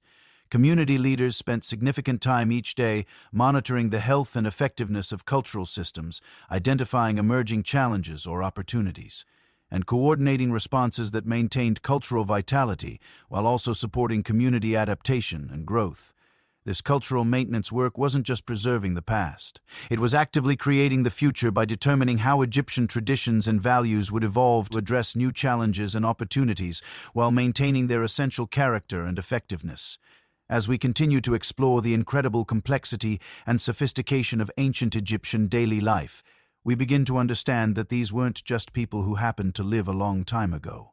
They were sophisticated human beings who had developed solutions to fundamental challenges of human organization, cooperation, and cultural development that remain relevant and impressive even by modern standards. Their daily routines reveal people who understood that creating successful communities required constant attention to multiple interconnected systems that had to be maintained, adapted, and improved on an ongoing basis. They developed organizational capabilities, cultural institutions, and social practices that supported both individual fulfillment and collective prosperity in ways that modern societies are still trying to achieve. But to fully appreciate their achievements, we need to continue our exploration of how these remarkable people managed the countless details and challenges that filled their daily lives, creating and maintaining one of history's most successful and enduring civilizations through sophisticated understanding of what humans need to thrive individually and collectively. The religious dimensions of daily Egyptian life reveal layers of spiritual sophistication that would challenge anyone who thinks ancient peoples had simple superstitious beliefs. Every morning as families began their routines, they weren't just going through mechanical motions to survive another day. Instead, they were participating in a complex spiritual ecosystem that integrated religious observance with practical activities in ways that provided both psychological support and community cohesion. Consider the morning offerings that began each day in Egyptian households. These weren't just quick prayers mumbled before rushing off to work.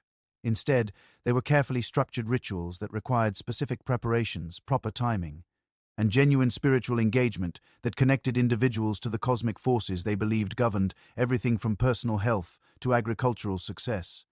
The preparation of morning offerings required knowledge that went far beyond simple memorization of religious formulas. Family members had to understand which offerings were appropriate for different occasions, which deities should be honored for different types of requests or gratitude, and how to perform rituals in ways that demonstrated proper respect and achieved desired spiritual outcomes. But here's what makes Egyptian religious practice truly remarkable. It wasn't separated from daily practical activities. Instead, religious observances were integrated into work routines, family responsibilities, and community interactions in ways that made spiritual practice a constant element of daily life, rather than something confined to special occasions or designated sacred spaces. A farmer beginning his day in the fields didn't just grab his tools and start working. Instead, he began with offerings and prayers that asked for divine protection from accidents, favorable weather conditions, and successful crop growth. But these prayers weren't just wishful thinking. They were accompanied by practical preparations that demonstrated his commitment to doing his part to achieve the outcomes he was requesting from the gods. The tools themselves were often blessed or consecrated through rituals that connected their practical functions to spiritual purposes. A hoe wasn't just a piece of metal for breaking ground. It was a sacred implement that participated in the divine process of bringing forth life from the earth. This spiritual understanding of tools and work processes created attitudes toward daily labor that modern people might find difficult to comprehend. Work wasn't just something you did to earn money or survive. It was a form of worship that connected human activities to cosmic purposes and divine will. This understanding created work ethics and quality standards that went far beyond what economic incentives alone could motivate. Because people believed their daily labor contributed to maintaining the harmony and order that kept the universe functioning properly. The daily religious observances that accompanied work activities weren't time-consuming ceremonies that interfered with productivity. Instead, they were brief but meaningful acknowledgments that integrated spiritual awareness into practical activities without disrupting the efficiency and focus necessary for effective work performance. A craftsman shaping wood might pause periodically to acknowledge the spirit of the tree that provided his material, ask for guidance in achieving proper proportions and finish quality, or express gratitude for the skills and opportunities that made his work possible. These spiritual pauses actually enhanced, rather than hindered, work quality because they encouraged the kind of mindful attention and emotional engagement that produced superior results. The workshop environments themselves were designed to support both practical efficiency and spiritual practice. Many workshops included small shrines or sacred spaces where workers could make offerings, seek guidance, or express gratitude without leaving their work areas. These weren't elaborate temples. They were simple but meaningful spaces that acknowledged the spiritual dimensions of daily work activities. The spiritual practices that accompanied different types of work reveal sophisticated understanding of how religious observance could support both individual well-being and collective effectiveness. Different crafts had different patron deities, different ritual requirements, and different spiritual practices that reflected the specific challenges and opportunities associated with different types of work. Metalworkers, for example, worked with materials and processes that involved dramatic transformations that seemed almost magical to ancient peoples. The process of heating metal until it glowed, shaping it while hot, and cooling it to create tools or decorative objects required spiritual practices that acknowledged the mysterious forces involved in these transformations, while also asking for protection from the very real dangers of working with fire and molten metal. The daily spiritual practices of metalworkers included offerings to Ptah, the god of craftsmanship, but also to other deities associated with fire, transformation, and protecti from harm. These practices weren't just insurance policies against accidents.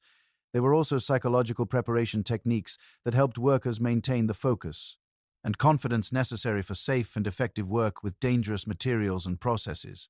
Textile workers faced different spiritual challenges that required different types of religious support. Their work involved transforming raw plant or animal fibers into useful and beautiful fabrics through processes that required patience, skill, and attention to detail over extended periods. The spiritual practices associated with textile work emphasized persistence, creativity, and the kind of meditative focus that could sustain high-quality work through long, repetitive processes. The daily religious observances of textile workers included prayers for steady hands, clear vision, and the creative inspiration necessary for developing beautiful and functional fabric designs. But they also included gratitude practices that acknowledged the plants and animals that provided their raw materials and requests for blessings on the people who would eventually use the fabrics they were creating. This awareness of the broader purpose, SES and connections of their work created meaning and satisfaction that went far beyond simple economic compensation. Textile workers understood that their daily labor contributed to clothing families, decorating homes, and creating the material culture that supported community life and individual dignity. The spiritual practices associated with food preparation and storage reveal another dimension of Egyptian religious sophistication. Food wasn't just fuel for physical bodies. It was also spiritual nourishment that connected people to the divine forces that governed fertility, growth, and abundance. The daily activities involved in growing, preparing, and sharing food were opportunities for spiritual practice that acknowledged these divine connections, while also expressing gratitude for the sustenance that made life possible. Women who specialized in food preparation often began their daily work with prayers and offerings that asked for guidance in creating nourishing and delicious meals, protection from foodborne illnesses, and blessings on the families and communities who would share the food they prepared. These prayers weren't just routine formalities, they were genuine expression, scions of spiritual understanding about the sacred nature of feeding others. The cooking processes themselves incorporated spiritual practices that enhanced both food quality and spiritual significance. Certain ingredients were added with specific prayers or intentions. Cooking fires were lit with acknowledgement of the sacred nature of the transformative power of heat. Food storage involved rituals that asked for divine protection from spoilage and contamination. But perhaps most importantly, food sharing was understood as a spiritual practice that created and strengthened community bonds, while also honoring the divine generosity that made abundance possible. Family meals weren't just occasions for consuming nutrition. They were spiritual celebrations that acknowledged the many sources of blessing that made shared abundance possible. The daily religious practices associated with child rearing reveal Egyptian understanding of the spiritual dimensions of family life and community development. Children weren't just economic assets or sources of emotional satisfaction. They were also spiritual beings whose proper development required religious guidance and divine protection that complemented parental care and community support. The daily spiritual practices of parents included prayers for their children's health, safety, and proper development, but also for wisdom in providing appropriate IAT guidance and discipline. Parenting was understood as a spiritual responsibility that required divine support and guidance because raising children properly affected not just individual families but also the future well-being of entire communities. Children themselves participated in daily religious practices that were appropriate for their developmental stages and gradually prepared them for the adult spiritual responsibilities they would eventually assume. These weren't just formal religious education sessions. They were integrated learning experiences that taught spiritual concepts through participation in family and community religious activities. Young children learned prayers and simple rituals by observing and gradually participating in family religious practices. As they grew older, they took on more complex responsibilities that required greater understanding of religious principles and more sophisticated spiritual practices. By adulthood, they possessed the religious knowledge and spiritual disciplines necessary for maintaining their own spiritual practices, while also contributing to community religious life. The educational aspects of Egyptian religious practice reveal a sophisticated understanding of how spiritual development could support both individual fulfillment and community effectiveness. Religious education wasn't just memorization of prayers and rituals. It was character development that taught values, attitudes, and behavioral patterns that supported both personal well-being and social cooperation. Daily religious practices taught patience through rituals that required careful preparation and sustained attention. They taught gratitude through acknowledgement of the many sources of blessing that made daily life possible. They taught humility through recognition of human dependence on divine guidance and support. They taught responsibility through understanding of how individual actions affected both personal spiritual development and community well-being. But perhaps most importantly, daily religious practices taught systems thinking that helped people understand how their individual activities connected to larger patterns of meaning and purpose. Religious observances weren't just personal spiritual exercises. They were also educational experiences that taught about cosmic order, social responsibility, and the interconnections that link individual actions to collective outcomes. The seasonal variations in Egyptian religious practices reveal another dimension of spiritual sophistication that integrated religious observance with natural cycles and community activities. Different times of year brought different spiritual opportunities and responsibilities that reflected changing environmental conditions, agricultural activities, and community needs. During flood season, when the Nile inundated the farmlands and outdoor work was limited, religious practices emphasized reflection, planning, and preparation for the intensive activities that would follow when the waters receded. This was a time for spiritual renewal that prepared individuals and communities for the challenges and opportunities of the coming agricultural cycle.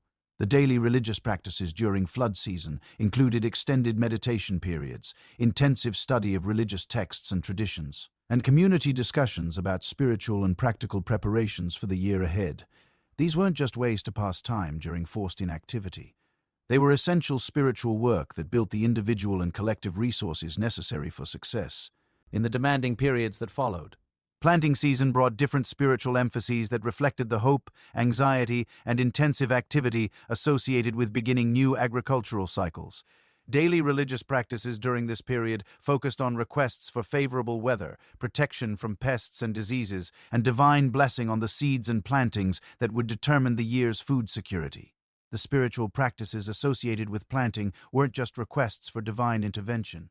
They were also psychological preparation techniques that helped farmers maintain the confidence and persistence necessary for effective work despite the uncertainties and challenges they faced. Planting required faith that seeds placed in the ground would eventually produce abundant harvests, and religious practices provided the spiritual support necessary for maintaining this faith through periods of doubt and difficulty. Harvest season brought spiritual practices that emphasized gratitude for successful crops, requests for continued protection during the vulnerable period when stored food could be damaged or destroyed, and preparation for the community celebrations that mark the completion of another successful agricultural cycle. The daily spiritual practices during harvest season included thanksgiving offerings that acknowledged divine generosity, prayers for wisdom in managing and distributing the harvest fairly, and requests for continued blessing on the community relationships that made successful agriculture possible. These practices weren't just expressions of individual gratitude. They were also community-building activities that reinforced the social bonds and shared values that supported collective prosperity. The religious festivals that punctuated the Egyptian calendar reveal the most elaborate and sophisticated aspects of their spiritual practices. These weren't just enlarged versions of daily religious observances. They were complex community events that served multiple spiritual, social, and practical functions simultaneously. The daily preparation activities for major religious festivals required months of advanced planning that coordinated religious requirements with practical logistics in ways that ensured both spiritual authenticity and community participation. Festival organizers had to understand religious traditions and require immense, while also managing the complex practical arrangements necessary for large community gatherings. The spiritual preparation for festivals involved not just individual prayer and meditation, but also community discussions about the meanings and purposes of the mat. Separate celebrations, resolution of conflicts that might interfere with proper festival observance, and collective commitment to the spiritual disciplines and community cooperation necessary for successful celebrations. Festival activities themselves integrated religious ceremonies with community feasting, artistic performances, and social activities that strengthened community bonds, while also providing intense spiritual experiences that renewed individual and collective commitment to shared values and purposes. The artistic elements of religious festivals reveal another dimension of Egyptian spiritual sophistication.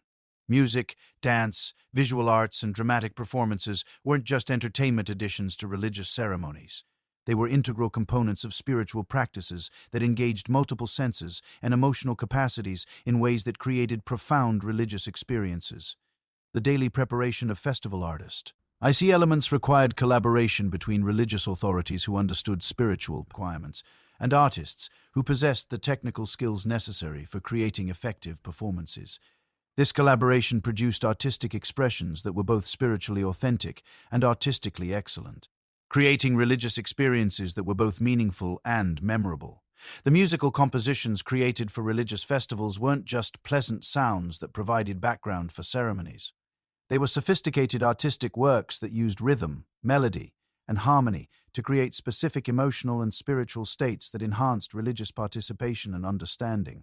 The daily practice sessions required for festival musical performances created learning communities where musicians developed both technical skills and spiritual understanding that allowed them to contribute effectively to community religious life. These practice sessions weren't just rehearsals for public performances. They were also spiritual disciplines that deepened participants' understanding of religious traditions and their personal commitment to community spiritual life. The dance traditions associated with religious festivals reveal similar integration of artistic excellence with spiritual authenticity. Egyptian religious dances weren't just physical movements that accompanied musical performances. They were embodied prayers that used physical expression to communicate spiritual concepts and create religious experiences that engaged both performers and observers. The daily training required for religious dance performances involved not just physical conditioning and movement instruction, but also spiritual education that taught dancers about the religious meanings and purposes of their performances. Dancers had to understand the spiritual concepts they were expressing through movement and maintain the spiritual attitudes and intentions that made their performances authentic religious expressions rather than mere entertainment. The visual arts associated with religious festivals reveal another aspect of Egyptian spiritual sophistication. Paintings, sculptures, decorative objects, and architectural elements weren't just beautiful additions to religious spaces. They were spiritual technologies that used visual imagery to communicate religious concepts, create sacred atmospheres, and support spiritual practices. The daily work of creating religious art required artists who combined technical excellence with spiritual understanding in ways that produced works that were both artistically impressive and spiritually effective. Religious artists weren't just skilled craftsmen. They were also spiritual practitioners whose artistic work was itself a form of religious practice that contributed to community spiritual life. The creation process for religious artworks involved spiritual practices that blessed the materials, consecrated the tools, and maintained spiritual awareness throughout the production process. Artists understood that their work would be used for religious purposes and took responsibility for ensuring that their creation supported rather than hindered authentic spiritual experience. But perhaps, most remarkably, Egyptian religious art wasn't just created by specialists for passive consumption by community members. Instead, community members often participated in creating religious artworks, learning artistic skills while also deepening their spiritual understanding and commitment. The daily community art-making activities associated with religious festivals created learning environments where people of all skill levels could contribute to community spiritual life while also developing their own artistic capabilities and spiritual understanding. These activities weren't just craft projects. They were spiritual practices that strengthened both individual development and community bonds. The religious education systems that supported these complex spiritual practices reveal Egyptian understanding of how spiritual knowledge and practices could be transmitted effectively across generations and social groups. Religious education wasn't just formal instruction provided by specialized religious authorities.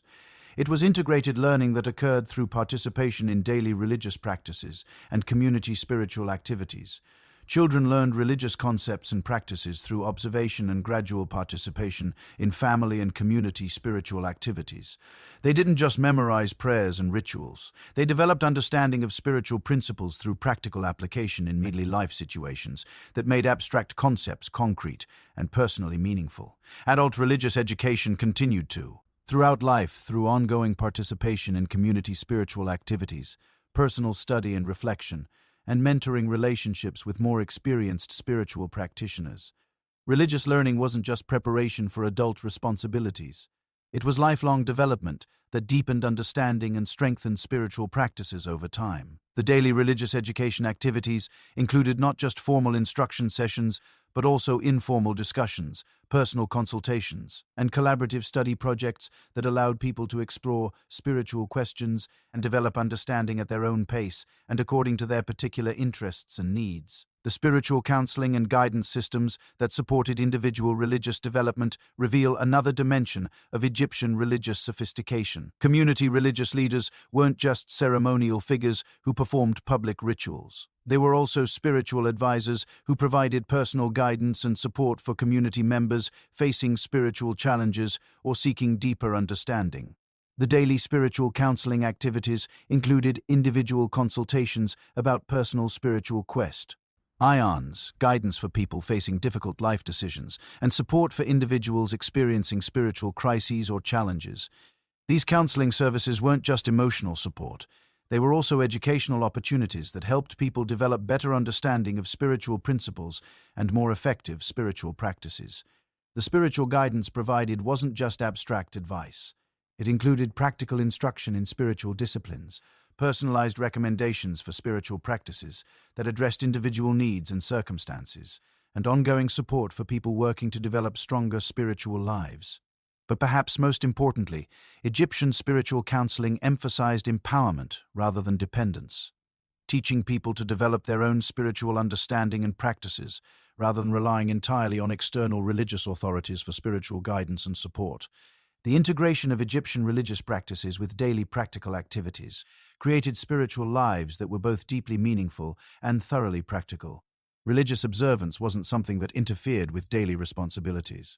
It was something that enhanced and supported effective performance of daily activities while also providing spiritual nourishment and community connection that made daily life fulfilling and meaningful. This integration of spiritual and practical life created individuals who were both spiritually developed and practically competent, communities that were both religiously observant and economically productive, and a civilization that was both spiritually sophisticated and materially successful. The daily reality of Egyptian spiritual life reveals people who understood that human beings need more than just material security and physical comfort to thrive. They developed religious practices and spiritual communities that provided meaning, purpose, and transcendent connection while also supporting the practical activities and social relationships that made successful daily life possible. Their approach to integrating spiritual and practical life offers insights that remain relevant for modern people seeking to create lives that are both materially successful and spiritually fulfilling, both individually satisfying and socially beneficial. As we continue to explore the remarkable sophistication of ancient Egypt, in daily life, we see that their spiritual practices weren't just add-ons to practical activities. They were integral components of comprehensive life systems that supported human flourishing at multiple levels simultaneously. The healthcare systems that supported Egyptian daily life reveal another dimension of their sophisticated understanding of human needs and effective community organization. Egyptian approaches to health and healing integrated physical treatments with spiritual practices and social support in ways that addressed the multiple factors that affected individual and community well-being. Daily healthcare activities weren't just responses to illness and injury. They were proactive practices that maintained health and prevented problems through understanding of how diet, exercise, environment, and lifestyle affected physical and mental well-being. Egyptian families didn't just wait for health problems to develop. They engaged in daily practices that supported optimal health and identified potential problems before they became serious. The morning health routines that began each day included physical exercises that maintained strength and flexibility, dietary practice that provided balanced nutrition, and environmental modifications that protected against health hazards. But they also included spiritual practices that supported mental and emotional well-being and social activities that provided the community support that was essential for comprehensive health maintenance. Egyptian understanding of the connections between physical, mental, emotional, and spiritual health was remarkably sophisticated, reflecting holistic approaches to human well-being that modern medicine is only beginning to rediscover. They understood that effective healthcare required attention to all dimensions of human experience rather than just treating isolated symptoms or conditions. The daily healthcare practices of Egyptian families included herbal preparations that provided both nutritional support and medical treatment, physical therapies that addressed musculoskeletal problems and maintained optimal function, and psychological supports that helped people cope with stress and maintain emotional balance. Women often specialized in healthcare knowledge and practices, maintaining herb gardens that provided medicinal plants, preparing therapeutic preparations that addressed common health problems, and providing healthcare services that supported family and community health. Their daily healthcare activities weren't just treating illness. They were maintaining comprehensive health systems that supported optimal well-being for everyone in their communities. The healthcare knowledge that women maintained and transmitted wasn't just folk wisdom passed down through generations. It was sophisticated understanding of human physiology, plant pharmacology, and therapeutic techniques that had been refined through centuries of careful observation and systematic experimentation. The daily healthcare activities included monitoring family and community members for early signs of health problems, preparing and administering therapeutic treatments, and providing the supportive care that helped people recover from illness and injury while maintaining their social connections and community roles. But Egyptian healthcare wasn't just individual family responsibility. It was also community activity that involved shared knowledge, collaborative treatment approaches, and collective support for people experiencing serious health challenges.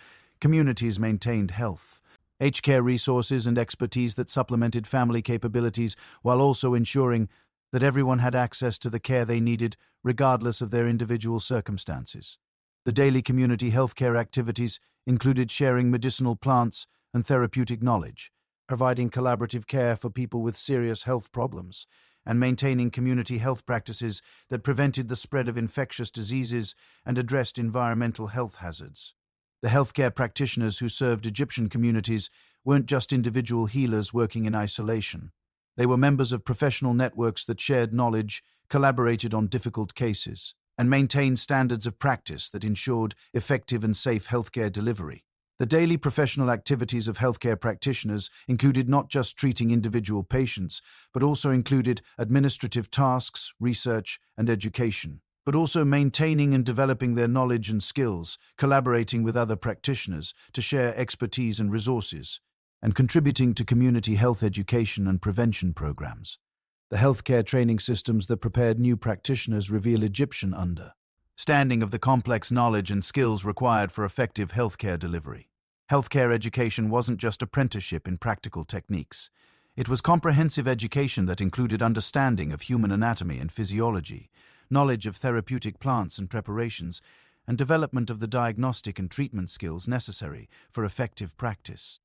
The daily healthcare education activities included both formal instruction and practical experience that gradually prepared students for independent practice, while also ensuring that they understood the ethical responsibilities and community obligations that came with healthcare expertise. But healthcare education didn't end with initial training. It continued throughout practitioners' careers through ongoing learning opportunities, collaborative case discussions, and systematic observation of treatment outcomes that supported continuous improvement in healthcare knowledge and practices. The daily professional development activities of healthcare practitioners included studying new therapeutic approaches, experimenting with improved treatment methods, and sharing their discoveries and innovations with other practitioners who could benefit from their experience and insights. The healthcare systems that supported Egyptian communities weren't just individual services. They were integrated networks that connected family healthcare practices with community resources and professional expertise, in ways that provided comprehensive health support for everyone, regardless of their individual circumstances or capabilities. The daily operation of these healthcare networks required coordination between different types of healthcare providers, different communities with varying resources and needs, and different levels of healthcare expertise that ranged from basic family care to specialized professional treatment. The healthcare coordination activities included not just referral systems that connected patients with appropriate care providers, but also resource-sharing arrangements that ensured equitable access to healthcare supplies and expertise, and communication systems that transmitted healthcare knowledge and innovations across community and professional networks.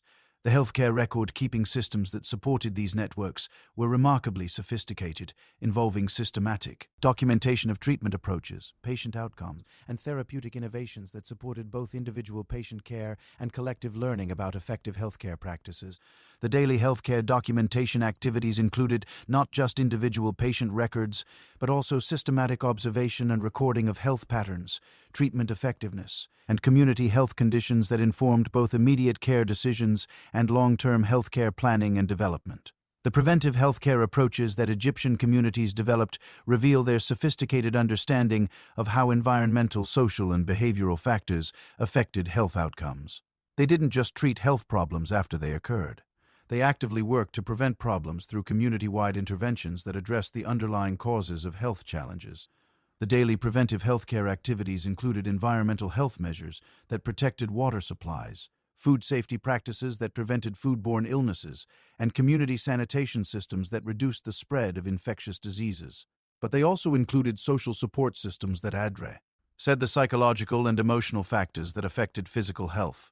The community health education programs that supported preventive healthcare weren't just information-sharing sessions. They were comprehensive learning experiences that taught people how to maintain their own health while also contributing to community health and well-being. The daily health education activities included both formal instruction and informal learning opportunities that helped people understand how their individual health practices affected both their personal well-being and the health of their families and communities. The mental health care approaches that Egyptians developed reveal their understanding of the psychological and emotional dimensions of human well-being. They recognized that mental and emotional health were essential components of overall health that required systematic attention and support just like physical health conditions. The daily mental health care practices included individual activities that supported emotional balance and psychological well-being, but also social activities that provided community support and connection that were essential for mental health maintenance. NCE.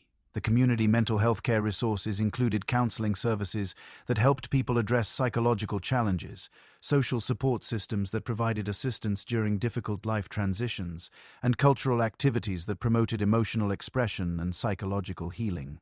The daily mental health care activities of communities included monitoring for signs of psychological distress, providing supportive interventions that addressed emotional challenges, and maintaining the social connections and cultural practices that supported optimal mental health for all community members. The integration of Egyptian healthcare systems with other aspects of daily life created comprehensive support systems that addressed human well-being holistically, rather than fragmenting care into isolated specialties that addressed individual symptoms without considering broader health contexts. The daily healthcare activities weren't separate from work, family, and community responsibilities. They were integrated into all aspects of life in ways that supported optimal functioning while also maintaining the social connections and meaningful activities that were essential for comprehensive well-being. This integrated approach to healthcare created individuals who were not just free from disease, but actively healthy and capable of contributing effectively to family and community life. It also created communities that were resilient, adaptive, and capable of maintaining health and well-being even during challenging periods or difficult circumstances. The Egyptian approach to integrating healthcare with daily life offers insights that remain relevant for modern people seeking to create comprehensive health systems that support both individual well-being and community resilience in sustainable and effective ways. But healthcare was just one component of broader social support systems that addressed the full range of human needs and challenges that affected individual and community well-being. Egyptian communities developed comprehensive social safety nets that provided assistance and support for people experiencing various types of difficulties, while also maintaining the social cohesion and mutual responsibility that made these support systems sustainable over long periods. Good night, sweet dream.